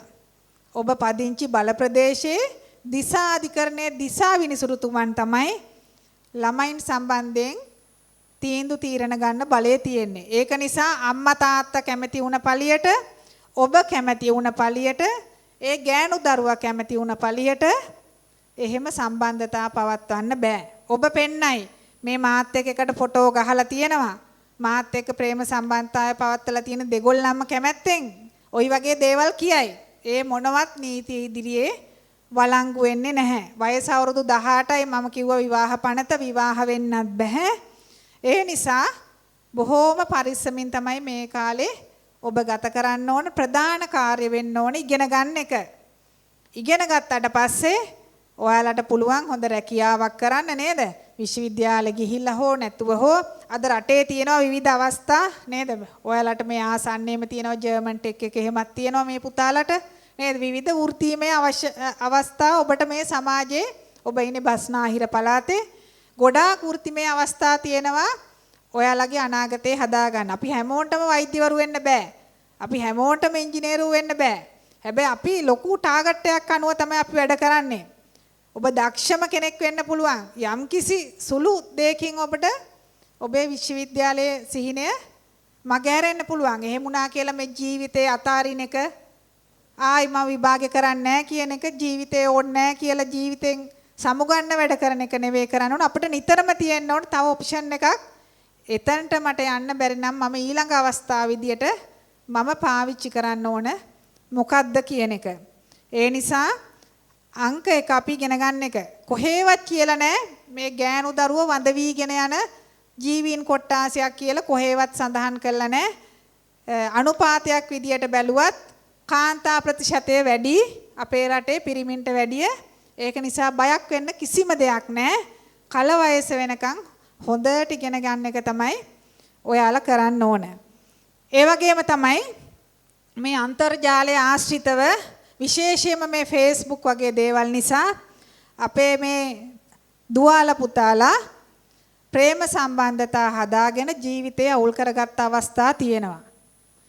පහුගිය දවසක අපේ පානදුර පොලිසියට දුරකථන ඇමතුමක් ආවා. පානදුරේ තියෙනවා ඔයාලා දන්නවා ලොකු හොටෙල් එකක් බීච් එකේ ඔයාලා ගිහිල්ලා ඇති. එතන ගල් බැම්ම ගාව පාසල් යන වයසේ පසු වෙන ගෑනු දරුවෙක් සහ පිරිමි දරුවෙක් අනවශ්‍ය විදියට හැසිරෙනවා කියලා දුරකථන ඇමතුමක් ආවා. අපි පානදුර පොලිසියෙන් ගිහිල්ලා මේ දෙන්නම පොලිසියට අරගෙන ආවා. අරගෙන ඇවිල්ලා ප්‍රශ්න කරනකොට මේ ගෑනු දරුවා අම්මා විදේශගත වෙලා ඉන්නේ තාත්තගේ බාරේ ඉන්නේ. ඒ වුණාට ආච්චි අම්මා තමයි හදන්නේ. බොහොම ලේසි මේ ආච්චි අම්මලා රවට්ට ගන්න බොරුවයි දෙකයි කියන්න ඕන. ඉතින් විශ්වාස කරන උපරිම නේද? දැන් අම්මා තාත්තා ගහන්න හැදුවත් ගොඩක් වෙලාවට ආච්චි අම්මා තමයි මැද්දට පැනලා බේරගන්නේ නේද? එතකොට මේ දරුවා ඉස්කෝලේ යන විදියට ඇවිල්ලා පාසල් නිල ඇඳුම පොත් බෑග් එකේ දාගෙන වොෂ්රූම් එකකට ගිහිල්ලා මාරු කරගෙන පාට ඇඳුමක් ඇඳගෙන තමයි මේ ඇවිල්ලා තියෙන්නේ. මේ දරුවට අවුරුදු 16ක් වගේ තමයි වෙන්නේ. ඒ යාළු වෙලා හිටපු තරුණයාට අවුරුදු 25ක් වෙන තරුණයෙක් පානදුරේ. ප්‍රශ්නේ ඒ දෙකම නෙවෙයි. අපේ පානදුර පොලිසියෙන් ඔය මම කියන මත්ද්‍රව්‍ය වලට 6-7 ගමනක් විතර නඩු පවරපු පුජ්‍යලෙක්. එතකොට මේ දෙන්නගේ ප්‍රේම සම්බන්ධතාවය මේ දෙන්න හදාගෙන තියෙන්නේ Facebook වලින්. Facebook එකෙන් තමයි යාළුලා තියෙන්නේ. යාළු වෙලා සතියයි මේ පානදුරේට හොයාගෙන ඇවිල්ලා තිබුණේ මෝදර ඉඳලා කොළඹ මෝදර ප්‍රදේශයේ ඉඳලා තමයි මේ තරුණයා ඇවිල්ලා තරුණිය හොයාගෙන තරුණිය ඇවිල්ලා තිබුණේ තරුණයා හොයාගෙන. ඉතින් ওই වගේ දේවල් මේ සමාජයේ සිද්ධ වෙනවා. ওই වගේ දේවල් මේ අපේ නැවතත් මම කියන්නේ මේ ගෑනු දරුවන්ට විතරක් නෙවෙයි අපේ පිරිමි දරුවන්ටත් වෙනවා. පානදුර බණ්ඩාරගම් ප්‍රදේශයේ මම එදා ඉස්කෝලේදීත් ওই කතාව කිව්වා. ඉස්කෝලේ 9 පන්තියේ පුතෙක් අපි දන්නවා මේ දරුවෝ දුරස්ථ අධ්‍යාපනයත් එක්ක ඔන්ලයින් අධ්‍යාපන ක්‍රමයට අපි යොමු වුණා කොරෝනා වාතාවරණයත් එක්ක රට පුරා තිබිච්ච මේ පුතාගේ තාත්තා කුලී වැඩ කරන්නේ මේ පුතාට ඔන්ලයින් ඉගෙන ගන්න තාත්තා ෆෝන් එකක් අරන් දුන්නා. ඊට පස්සේ ටික දවසක් යනකොට මේ දරුවා හොරෙන් හදාගත්ත Facebook එකක්. හදාගෙන ඔහම කාලයක් යද්දී මෙයා එක ගෑන් ළමෙක් සම්බන්ධතාවයක් හදාගත්ත ප්‍රේම සම්බන්ධතාවයක් මාස 2-3ක් ওই විදියට ගියා ෆොටෝ එව්වල් ලස්සන ගෑනු ළමෙක් සූක්ෂම විදියට හොර රහසේ ප්‍රේම සම්බන්ධතාවයේ පවත්තලා ටික දවසක් යනකොට මේ පිරිමි දරුවගෙන් අර පැත්තේ කතා කරන ගෑනු දරුවා ශරීරයේ නිර්වත් ඡායාරූප ඉල්ලලා තිබුණා. මේවා අපි ගෙවල් වල කතා කරන්නේ නැති අපි වසන් කරන මාතෘකා තමයි මේවා. අපේ දරුවෝ ජීවිතේ වරද්ද ගන්න තැන් මේ දේවල්. මේ දරුවා ලැජ්ජ වෙලා මේ ෆොටෝ යවුවේ නැහැ. ඊට පස්සේ දිගින් දිගටම අර පැත්තේ කතා කරන ගෑනු කෙනා කියනවා, ගෑනු දරුවා කියනවා, ඔයාට මාව විශ්වාස නැත්තම් මම මේ සම්බන්ධය නවත්තනවා. ඔයා මට ෆොටෝ එවන්න නැත්තම් මම ඔයා බ්ලොක් කරලා යනවා කියලා කියනවා. මේ දරුවා කල්පනා කරනවා මේ ප්‍රේම සම්බන්ධතාවය නැවැත්තුවොතින් මට ලස්සන ගෑන් ළමෙක් තමයි නැති වෙන්නේ. එහෙම කියලා හිතලා මේ දරුවා මෙයාගේ ශරීරයේ නිර්වත් ඡායා රූප අනිත් පැත්තේ කෙනාට යවුවා. යවුවට පස්සේ ඒ පැත්තෙන් අර ගෑනු දරුවා විදියට කතා කරපු කෙනා කියනවා මම පිරිමි කෙනෙක්, දැන් මම කියන විදියට වැඩ කරන්න කියලා. මේ දරුවා දිනපතාම අර පුජ්‍යලයට රීලෝඩ් එකක් දාන්න ඕන. තාත්තා කුලී වැඩ කළා හම්බ කරගෙන එන සල්ලි දිනපතා රීලෝඩ් එකක් දානවා අර ගෑනු ළමයා කියලා රවට්ටපු කෙනාට. එයා කියනවා දැම්මේ නැත්තම් මේ ඡායාරූප ඔක්කොම ඉස්කෝලේ තාප්පේ ඇවිල්ලා අලවල යනවා. මේ ෆොටෝ ටික ඔක්කොම ගෙදරට තැපෑලෙන් එවනවා. දැන් මේ දරුවට මේක කියන්න කෙනෙක් නැහැ. දිගින් දිගටම මේ දරුවා පුදුම විදියට මානසිකව වැටෙන්නේ. මොකද කියන්න ලැජ්ජයි යාට. නමුත් නීතිය තියෙනවා. නීතියේ වගේ සිද්ධියකට මුහුණ පෑවොත් ගන්න ඕන ක්‍රියාමාර්ග තියෙනවා. නමුත් ලැජ්ජාව, අපහසුතාවය, වැඩිහිටියෙක්ට මේ දේවල් කියන්න බැරි කම නිසා මේ දරුවා මේක කිව්වේ නැහැ. හැමදාම රීලෝඩ් එකක්, ඩේටා කාඩ් එකක් ගෙන්නලා ඒක හූරලා ෆොටෝ එකක් ගහලා අර කෙනාට මෙයා කාඩ් එකේ යවන තැනට මේ දරුවා බ්ලැක්මේල් කරලා තියාගත්තා. ওই විදිහට ටික දවසක් ගිහිල්ලා මේ දරුවා ජීවිතේ නැති කරගත්තා. එතකොට මේ දේවල් දන්න දෙමව්පියෝ මෙතන ඇති. මේ කතාව දන්න දෙමව්පියෝ මෙතන ඇති. එතකොට ඔබේ දරුවට ඔබ ජංගම දුරකථනයක් දෙනවනම්, අන්තර්ජාලය පාවිච්චි කරන්න අධ්‍යාපන කටයුතු වලට දෙනවනම් කිසිම අවස්ථාවක ওই කාමර මුළුවල, පුටුවල මුළුවල දෙන්න එපා. හැමෝම පේන පොදු ස්ථානයක ඒ දේවල් පාවිච්චි කරන්න දෙන්න ඕන. මම දෙන උපදේශයේ සම්බන්ධයෙන් ඒව කොහෙද ඉතින් කරන්ට් එක ගියාමනේ අම්මලා තාත්තලා අපිත් සාලෙට එන්නේ නේද? අම්මා කුස්සියේ තියන් උයන ගමන් ෆෝන් එක ඔබනවා නේද? තාත්තා කාමරේ තියන් ඔබනවා, දුව අනිත් කාමරේ, පුතා අනිත් කාමරේ. කරන්ට් එක ගියාට පස්සේ තමයි අපි ඔක්කොම සාලෙට එකතු වෙලා එක්කෙනාට එක්කෙනා කතා කරන්නේ. මේක තමයි අද මේ අපේ සංස්කෘතියේ දකින්නට ලැබෙන දේ නේද? අවුරුද්දට අපි අවුරුදු නෑගම් යනවා. ඔයාලගේ ආගමික සංස්කෘතියත් එක්ක ඔයාලා කරන ආගමික වැඩසටහන් මේ දේවල් එක්ක ඔයාලා නෑ ගෙවල් වලට යන අවස්ථා තියෙනවා. අපි ඔළුවක් උස්සලා බලනවද අපේ ඥාතියෙක්ගේ වැඩිහිටියෙක්ගේ මූණක් බලනවද? අපේ දරුවා ෆෝන් එකේ ගේම් ගහනවද නේද? වෙන වෙන දේවල් ප්ලේ කරනවද? වීඩියෝ බලනවද? කාටුන් බලනවද? ටෙලිනාට්‍ය බලනවද? ඔළුවක් උස්සලා වැඩිහිටියෙක් දිහා බලන්නේ නැති තැනට ඇඟේ හැපිලා වැටුණත් අපි දන්නේ නැති තැනට අද සමාජයේ ළමයිපත් වෙලා ළමයි ආත්මාර්ථකාමී වෙලා නේද? අනිත් කෙනා ගැන නොහිතන තැනටමපත් වෙලා ඉවරයි. ඒ නිසා වැඩිහිටියෝ වෙන අපිම තමයි ඒ තැනට ළමයි ඇදලා දාලා තියෙන්නේ. ඒ නිසා මෙයාලා මේ දරුවෝ අන්තර්ජාලයේ අධ්‍යාපනික අවශ්‍යතාවන් වලට පාවිච්චි කරන්න වෙනවා. පාවිච්චි කරනවා. ඔබේ සහ මගේ අපි කාගේත් දරුවෝ. එතකොට ඔබේ අධීක්ෂණය අනිවාර්යෙන් තියෙන්න ඕන. මෙයාලා කරන්නේ මොනවද කියන එක. එතකොට මම ඒ ඡායාරූප සම්බන්ධයෙන් නීතිය කතා කරොත් අසභ්‍ය ඡායාරූප, නිර්වත් ඡායාරූප කිසිම කෙනෙක්ට මම මේ කියන කාරණේ වැඩිහිටියන් හෝ වේවා, ළමයි හෝ වේවා කිසිම කෙනෙක්ට ඡායාරූප එහෙම ඉල්ලන්න අයිතියක් නැහැ නීතියෙන්. ඒකත් සිර දඬුවම් ලැබිය හැකි වැරැද්දක්. ඉල්ලා සිටීමත් සිර දඬුවම් ලැබිය හැකි වැරැද්දක්. ලබා දීමත් දඬුවම් ලැබිය හැකි වැරැද්දක්. දෙපැත්තම බෑ. ඉල්ලන්නත් බෑ, දෙන්නත් බෑ. එතකොට ওই දේවල් ඔයාලා අනිවාර්යයෙන්ම මතක තියාගන්න ඕන කාරණයක් කියන එක මම නැවතත් මතක් කරන්න කැමතියි.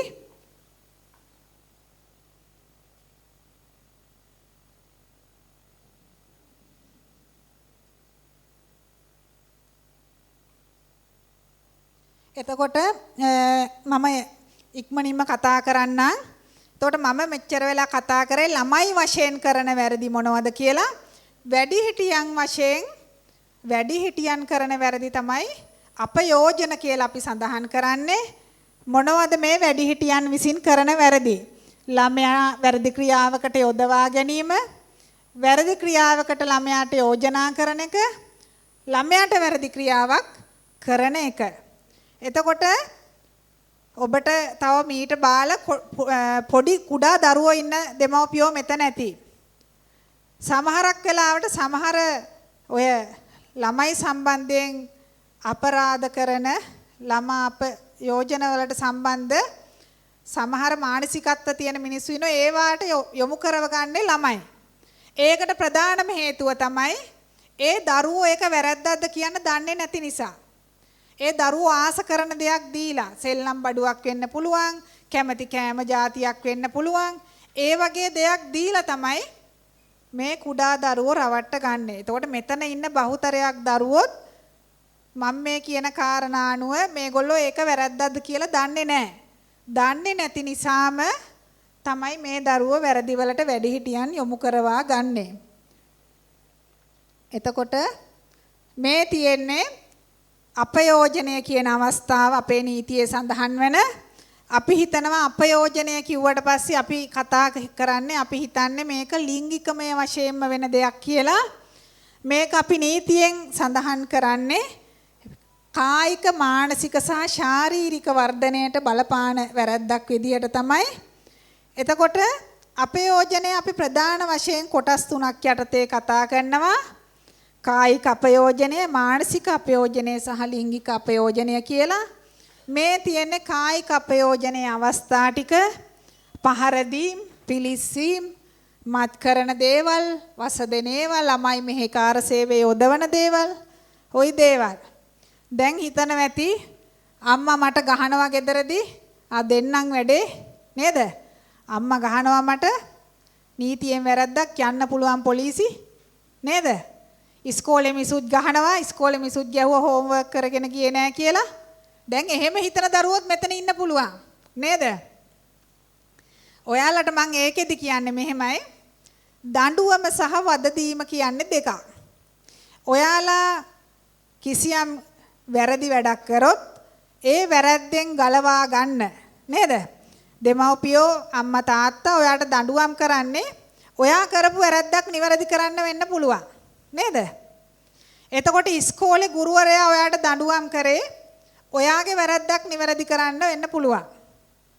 එතකොට අපි ඒක මෙතෙන්දී අපයෝජනයක් විදියට සලකන්නේ නැහැ. සමහරක් විට සමහරක් ඉඳලා හිටලා අවස්ථාවක සමහරක් පවුල්වල තියෙනවා වද දීපු අවස්ථා. මට අද වගේ මතකයි වසර 2කට කලින් ලෝක කාන්තා දිනය දවසේ මම හරියටම එදා පානදුර නගර ශාලාවේ කාන්තා දින වැඩසටහන මම කරන අවස්ථාවේදී හරියටම එදා පානදුර පොලිසියේ පොලිස් කූඩුවේ අත්අඩංගුවට අරගෙන හිටියා තමන්ගේ දරුවා අම්මා සහ අම්මගේ දෙවන විවාහයේ ස්වයං පුරුෂයාත් එක්ක මට මතක විදියට තැලුම් පහරවල් 30 ගාණක් වගේ තිබුණා. දඬුවම් දීලා ඒ දරුවට ඉවසන්න බැරුව ඒ දරුවා ඒ පහර දීම හේතුවෙන් ආබාධිත දරුවෙක් මැරිලා තිබුණා. එතකොට අම්මා මම එදා ප්‍රෝග්‍රෑම් එක කරන අවස්ථාවේදී පානදුර පොලිස් අත්අඩංගුවේ හිටියේ. ඉතින් මම කියන්නේ දෙමව්පිය උණපල්ලියට දරුවන්ට ඒ විදිහට අමානුෂික දඬුවම් දෙන්න අයිතියක් නැහැ. ඉස්කෝලේක ගුරුවරයෙක් වෙන්නත් පුළුවන්. දරුවා හොඳ මඟට ගන්න, දරුවගේ අඩුපාඩුවක් හදන්න දඬුවම් කිරීම සහ වද දීම කියන දේ දෙකක්. දරුවව මානසිකව අපයෝජනට ලක් කරන්නත් පුළුවන්. එහෙම නැත්නම් ශාරීරිකව අපයෝජනට ලක් කරන්නත් පුළුවන්. ලිංගිකමය වශයෙන් අපයෝජනට ලක් කරන්නත් පුළුවන්. ඔය සෑම අපයෝජන අවස්ථාවකම මානසික අපයෝජනය කියන එක අනිවාර්යයෙන්ම තියෙනවා. ඒක නිසා දෙමාපියෝ වශයෙන් දැන් මේ වෙනකොට රටේ ලොකු ට්‍රෙන්ඩ් එකක් තියෙනවා ඉස්කෝලවල වල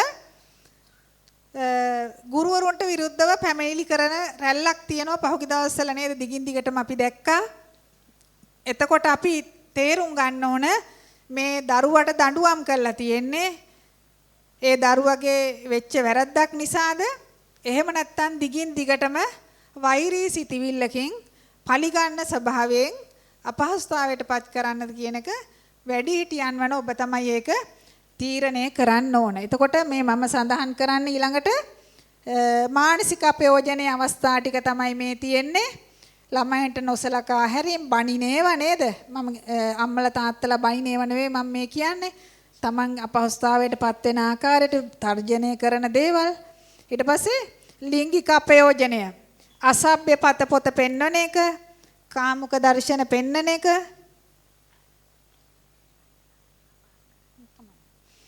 ඊට පස්සේ අනවශ්‍ය විදියට ශරීරයේ ස්පර්ශ කරන එක, ඊට පස්සේ ස්ත්‍රී දූෂණය, ගණිකා වෘත්තිය, ওই වගේ තියෙනවා ලිංගික අපයෝජනයේ අවස්ථා. මේ මම නැවතත් සඳහන් කරන්නේ ඡායා රූප ගන්න ඉඩ දෙන්න එපා කියන එක.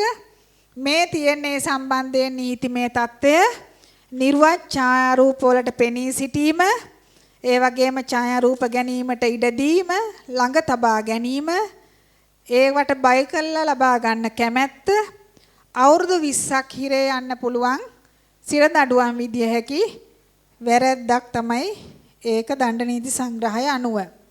එතකොට මේ තියෙන්නේ ළමයින්ට අදාළව අසභ්‍ය ප්‍රකාශන ප්‍රදර්ශනය කරන එක, ඡායාරූප වගේ දේවල් ප්‍රදර්ශනය කරන එක, වසර 2ක් 10ක් අතර සිරදඬුවම් ලැබිය හැකි වැරැද්දක් මේ දේවල් කළොත්.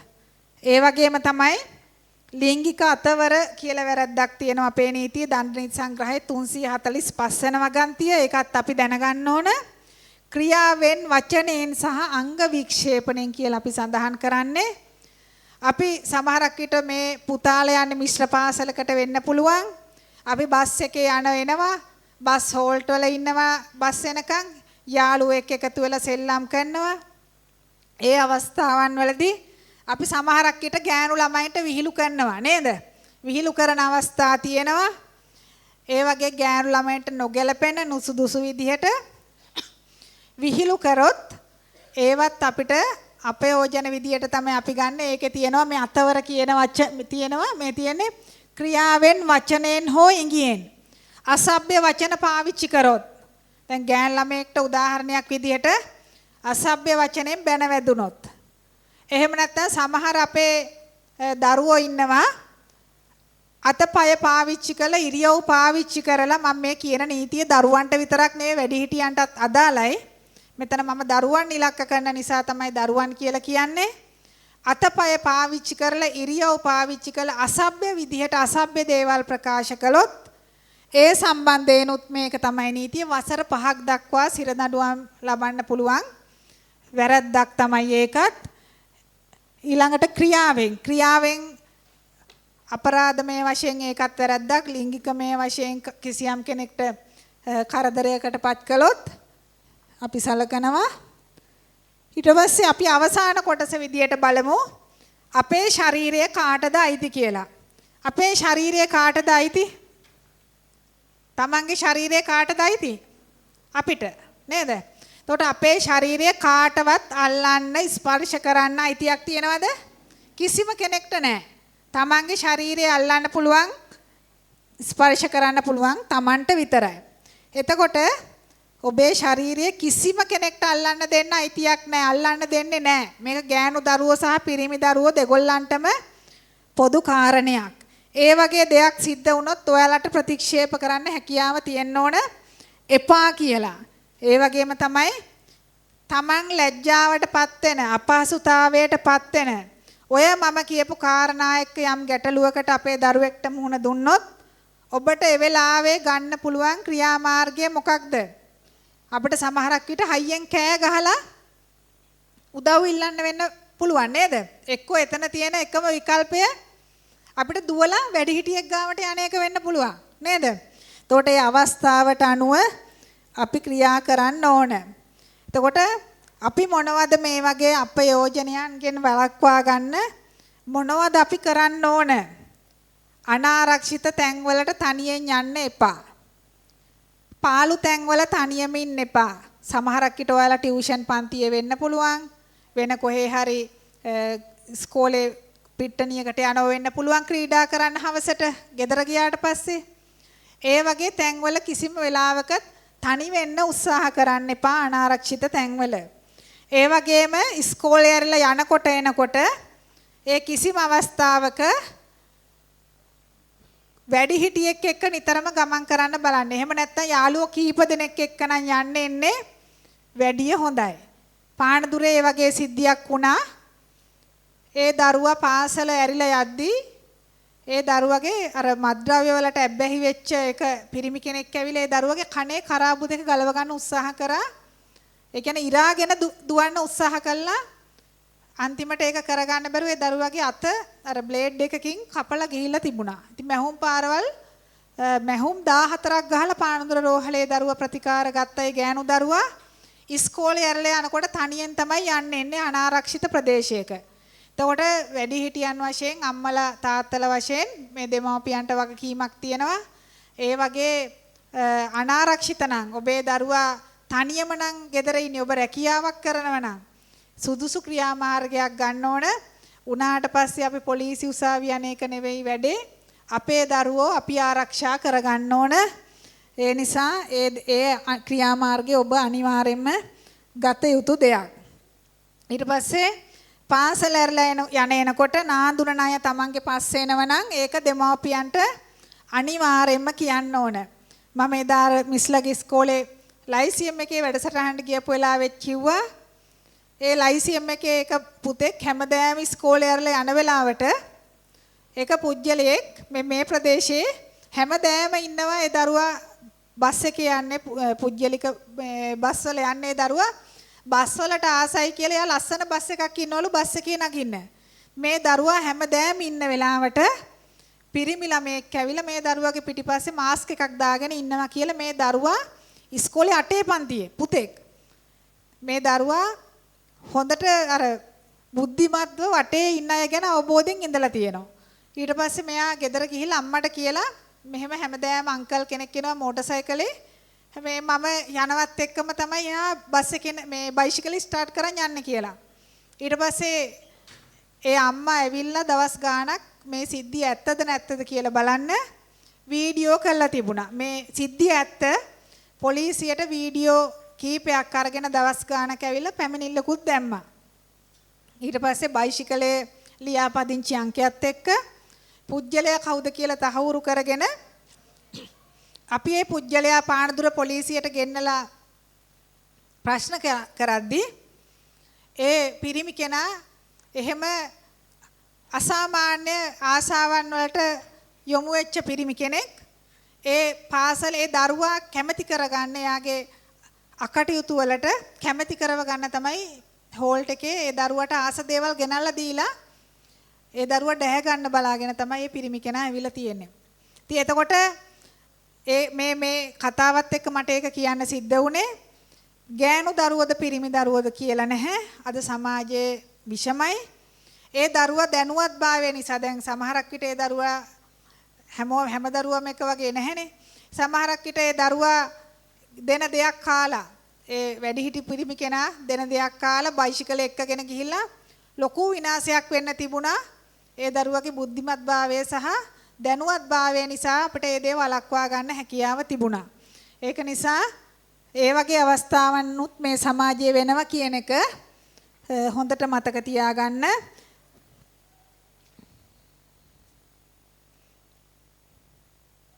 ඊළඟට වැඩිහිටියෙක් වෙනකන් ජංගම දුරකථන පාවිච්චි කරන්න එපා කියන එක තමයි කියන්නේ.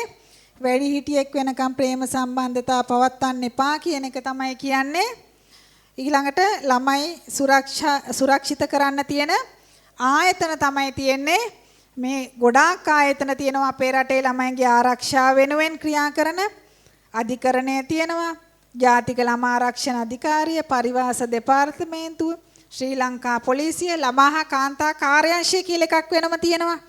මේ තැන් වලින් ළමයාගේ ආරක්ෂාව තහවුරු කරන්නම තමයි තියෙන්නේ. එතකොට ඔබට පැමිණිලි කරන්න පුළුවන් ආයතන මේ අපේ දරුවන්ට මෙන්න මේ ස්ථානවලට මම ඊට කලින් මට අමතක වුණා පෙන්වන්න ඔයාලට මත්ද්‍රව්‍ය භාවිතා කරලා පිළිකා හැදිච්ච ෆොටෝස් කිහිපයක් තියෙනවා. ඔයාලා ඒක චුට්ටක් බලන්න.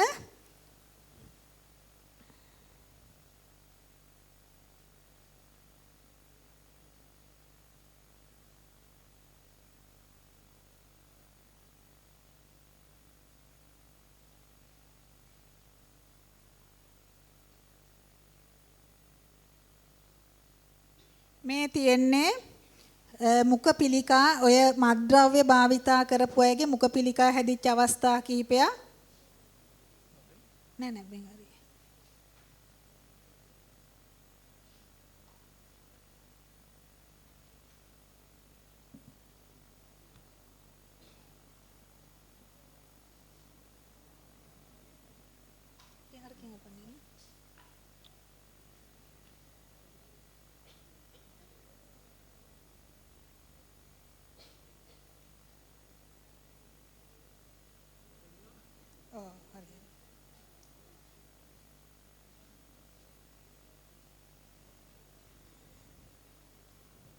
මේ තියෙන්නේ දුම් බීලා පිළිකා ඇති වෙච්ච අවස්ථා. මේ තියෙන්නේත් ඒවා. ඒ නිසා මත්ද්‍රව්‍ය කියන්නේ හොඳ දෙයක් නෙවෙයි කියන එක තමයි ඔයාලා ඔලුවට දාගන්න ඕන ප්‍රධානම කාරණය. එතකොට මේ තියෙන්නේ ළමයි සම්බන්ධයෙන් මේ ළමයින්ට විතරක් නෙවෙයි වැඩිහිටියන්ටත් අදාළයි. එතකොට මේ ආයතන වලට ඔබට පැමිණිලි කරන්න පුළුවන් ජාතික ළමා ආරක්ෂණ අධිකාරිය තියෙනවා. ආසන්නම පොලිසිය 119 ඊළඟට පොලිස් පැමිණිලි පෙට්ටිය ඔයාලගේ ඉස්කෝලවලත් ඇති පැමිණිලි පෙට්ටි දාලා ඔයාලට පැමිණිලි කරන්න පුළුවන් ආයතන ගැන සඳහන් කළා නේද? 1929 ජාතික ළමා ආරක්ෂණ අධිකාරිය තියෙනවා නේද? 1990 ඩයල් කරන්න එපා. එහෙම වුණොත් ඇම්බියුලන්ස් එකේවි නේද? පොලිසියේ තියෙන ඇම්බියුලන්ස් එකේවි ගෙදරට ලෙඩෙක් කරන් යන්න කියලා නේද? ඒ නිසා අපි දුරකථන අංකනේ අපි අනවශ්‍ය දුරකථන අංක නෙවෙයි අපි මතකයේ තියාගන්න ඕන දුරකථන අංක අපි ඒවා අනිවාර්යයෙන්ම මතක තියාගන්න ඕන අපි එළිය යනකොට රටේ තොටේ යනකොට අපට අවශ්‍ය වෙන්න පුළුවන් නේද? ඉතින් ඒකයි. ඉතින් මම හිතනවා ඔයාලා මම කරපු වැඩසටහනින් ප්‍රයෝජනයක් ගන්න ඇති කියලා මම විශ්වාස කරනවා. අවබෝධයක් ලබා ගත්තද? අපේ දූල පුතාලා නොදන්න දේවල් ඉගෙන ගත්තද? ඉගෙන ගත්තද? ඉතින් මට සතුටුයි ඔයාලා එහෙම දැනගත්තා කියලා කියනවා නම් නොදන්න ගොඩක් දේවල් අපි පොඩි ගීතයකුත් අහලා ඔයාලගේ වැඩසටහන අපි මෙතනින් අවසන් කරමු.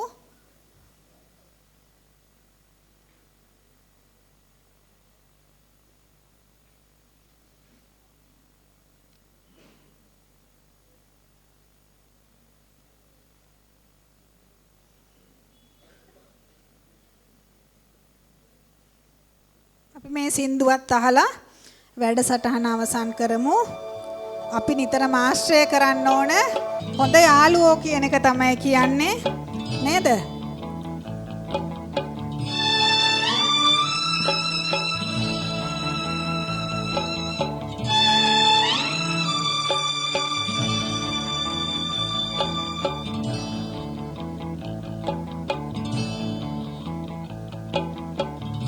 මල්ලිය නරක මිතුරන් පිළිගන්ත එපා නංගියේ නොහොබිනාකම් හුරු වෙන්ත එපා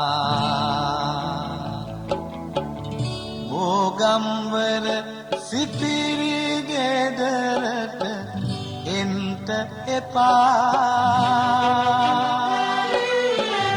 අතුරෙකුටවත් මටවන් දුක වෙන්ත එපා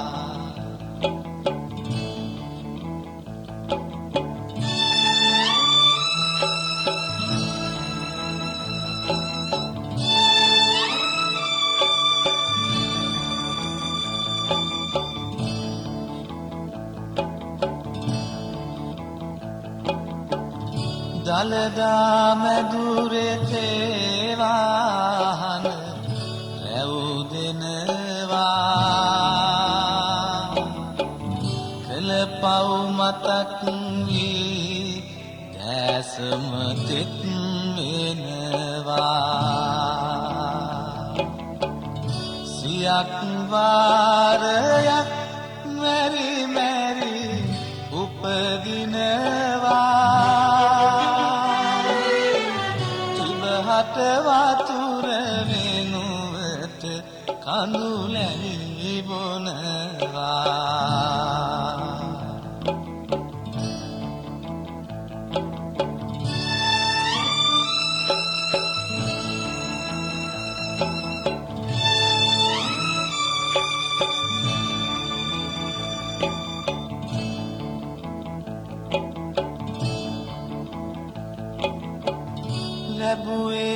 අවවාද නොහොබින ආරකය දුදනන්නේ සාරිය එනහුරු මාරකය මං පෙරගියේ වරදින් පිරි පාරකය ඒ ගිය මගේ අවසානය පෝරකය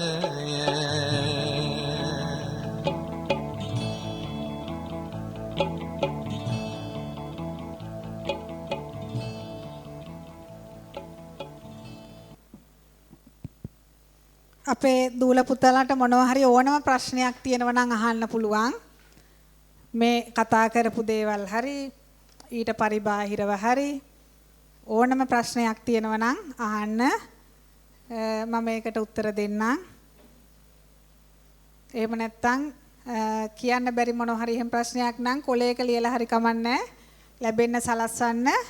අනිවාර්යෙන්ම ඒකට මට පුළුවන් උත්තරයක් ඔයාලට අනිවාර්යෙන් දෙනවා. ඒ උදව්වක් අවශ්‍ය දෙයක් නම් කරන්න පුළුවන්. ඒ උදව්ව අනිවාර්යෙන්ම ඔයාලා වෙනුවෙන් කරනවා. ඔයාලට මේ වැඩසටහනෙන් මෙච්චර කල් දන්නේ නැතිව හිටි මොනවා හෝ අලුතෙන් දෙයක් දැනගත්තද? අත උස්සන්න බලන්න අලුතෙන් දෙයක් දැනගත්ත කවුරු හරි ඉන්නවනම් එක කොටසක් හරි. ඈ? ඒ කියන්නේ ඔක්කොම ඔයාලා දන්න දේවල්ද මම ඇවිල්ලා කතා කරේ? ඈ? අත උස්සන්න බලන්න හොඳට පැහැදිලිවම. ඈ?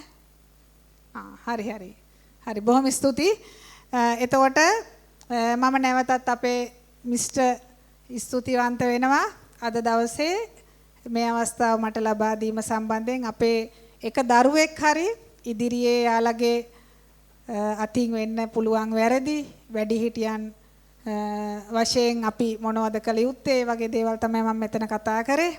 ඉතින් මම හිතනවා මේ පුරවරේ තමන් රටට දැයට වැඩ ඇති දුවෙක් පුතෙක් වෙලා තමන්ගේ අරමුණු වලට ගිහිල්ලා ලෝකයේ ජය ගන්න දක්ෂ දරුවෝ ටිකක් බිහි වෙයි කියලා වැරදි කරන්නේ නැති මේ දේවල් වලින් ආරක්ෂා වෙලා තමන්ගේ ජීවිතය සාර්ථක කරගන්න දරුවෝ පිරිසක් බිහි වෙන්න කියලා ඒ ප්‍රාර්ථනා කරමින් මම නිහඬ වෙනවා. බොහොමත්ම ස්තුතියි සියලුම දෙනාට.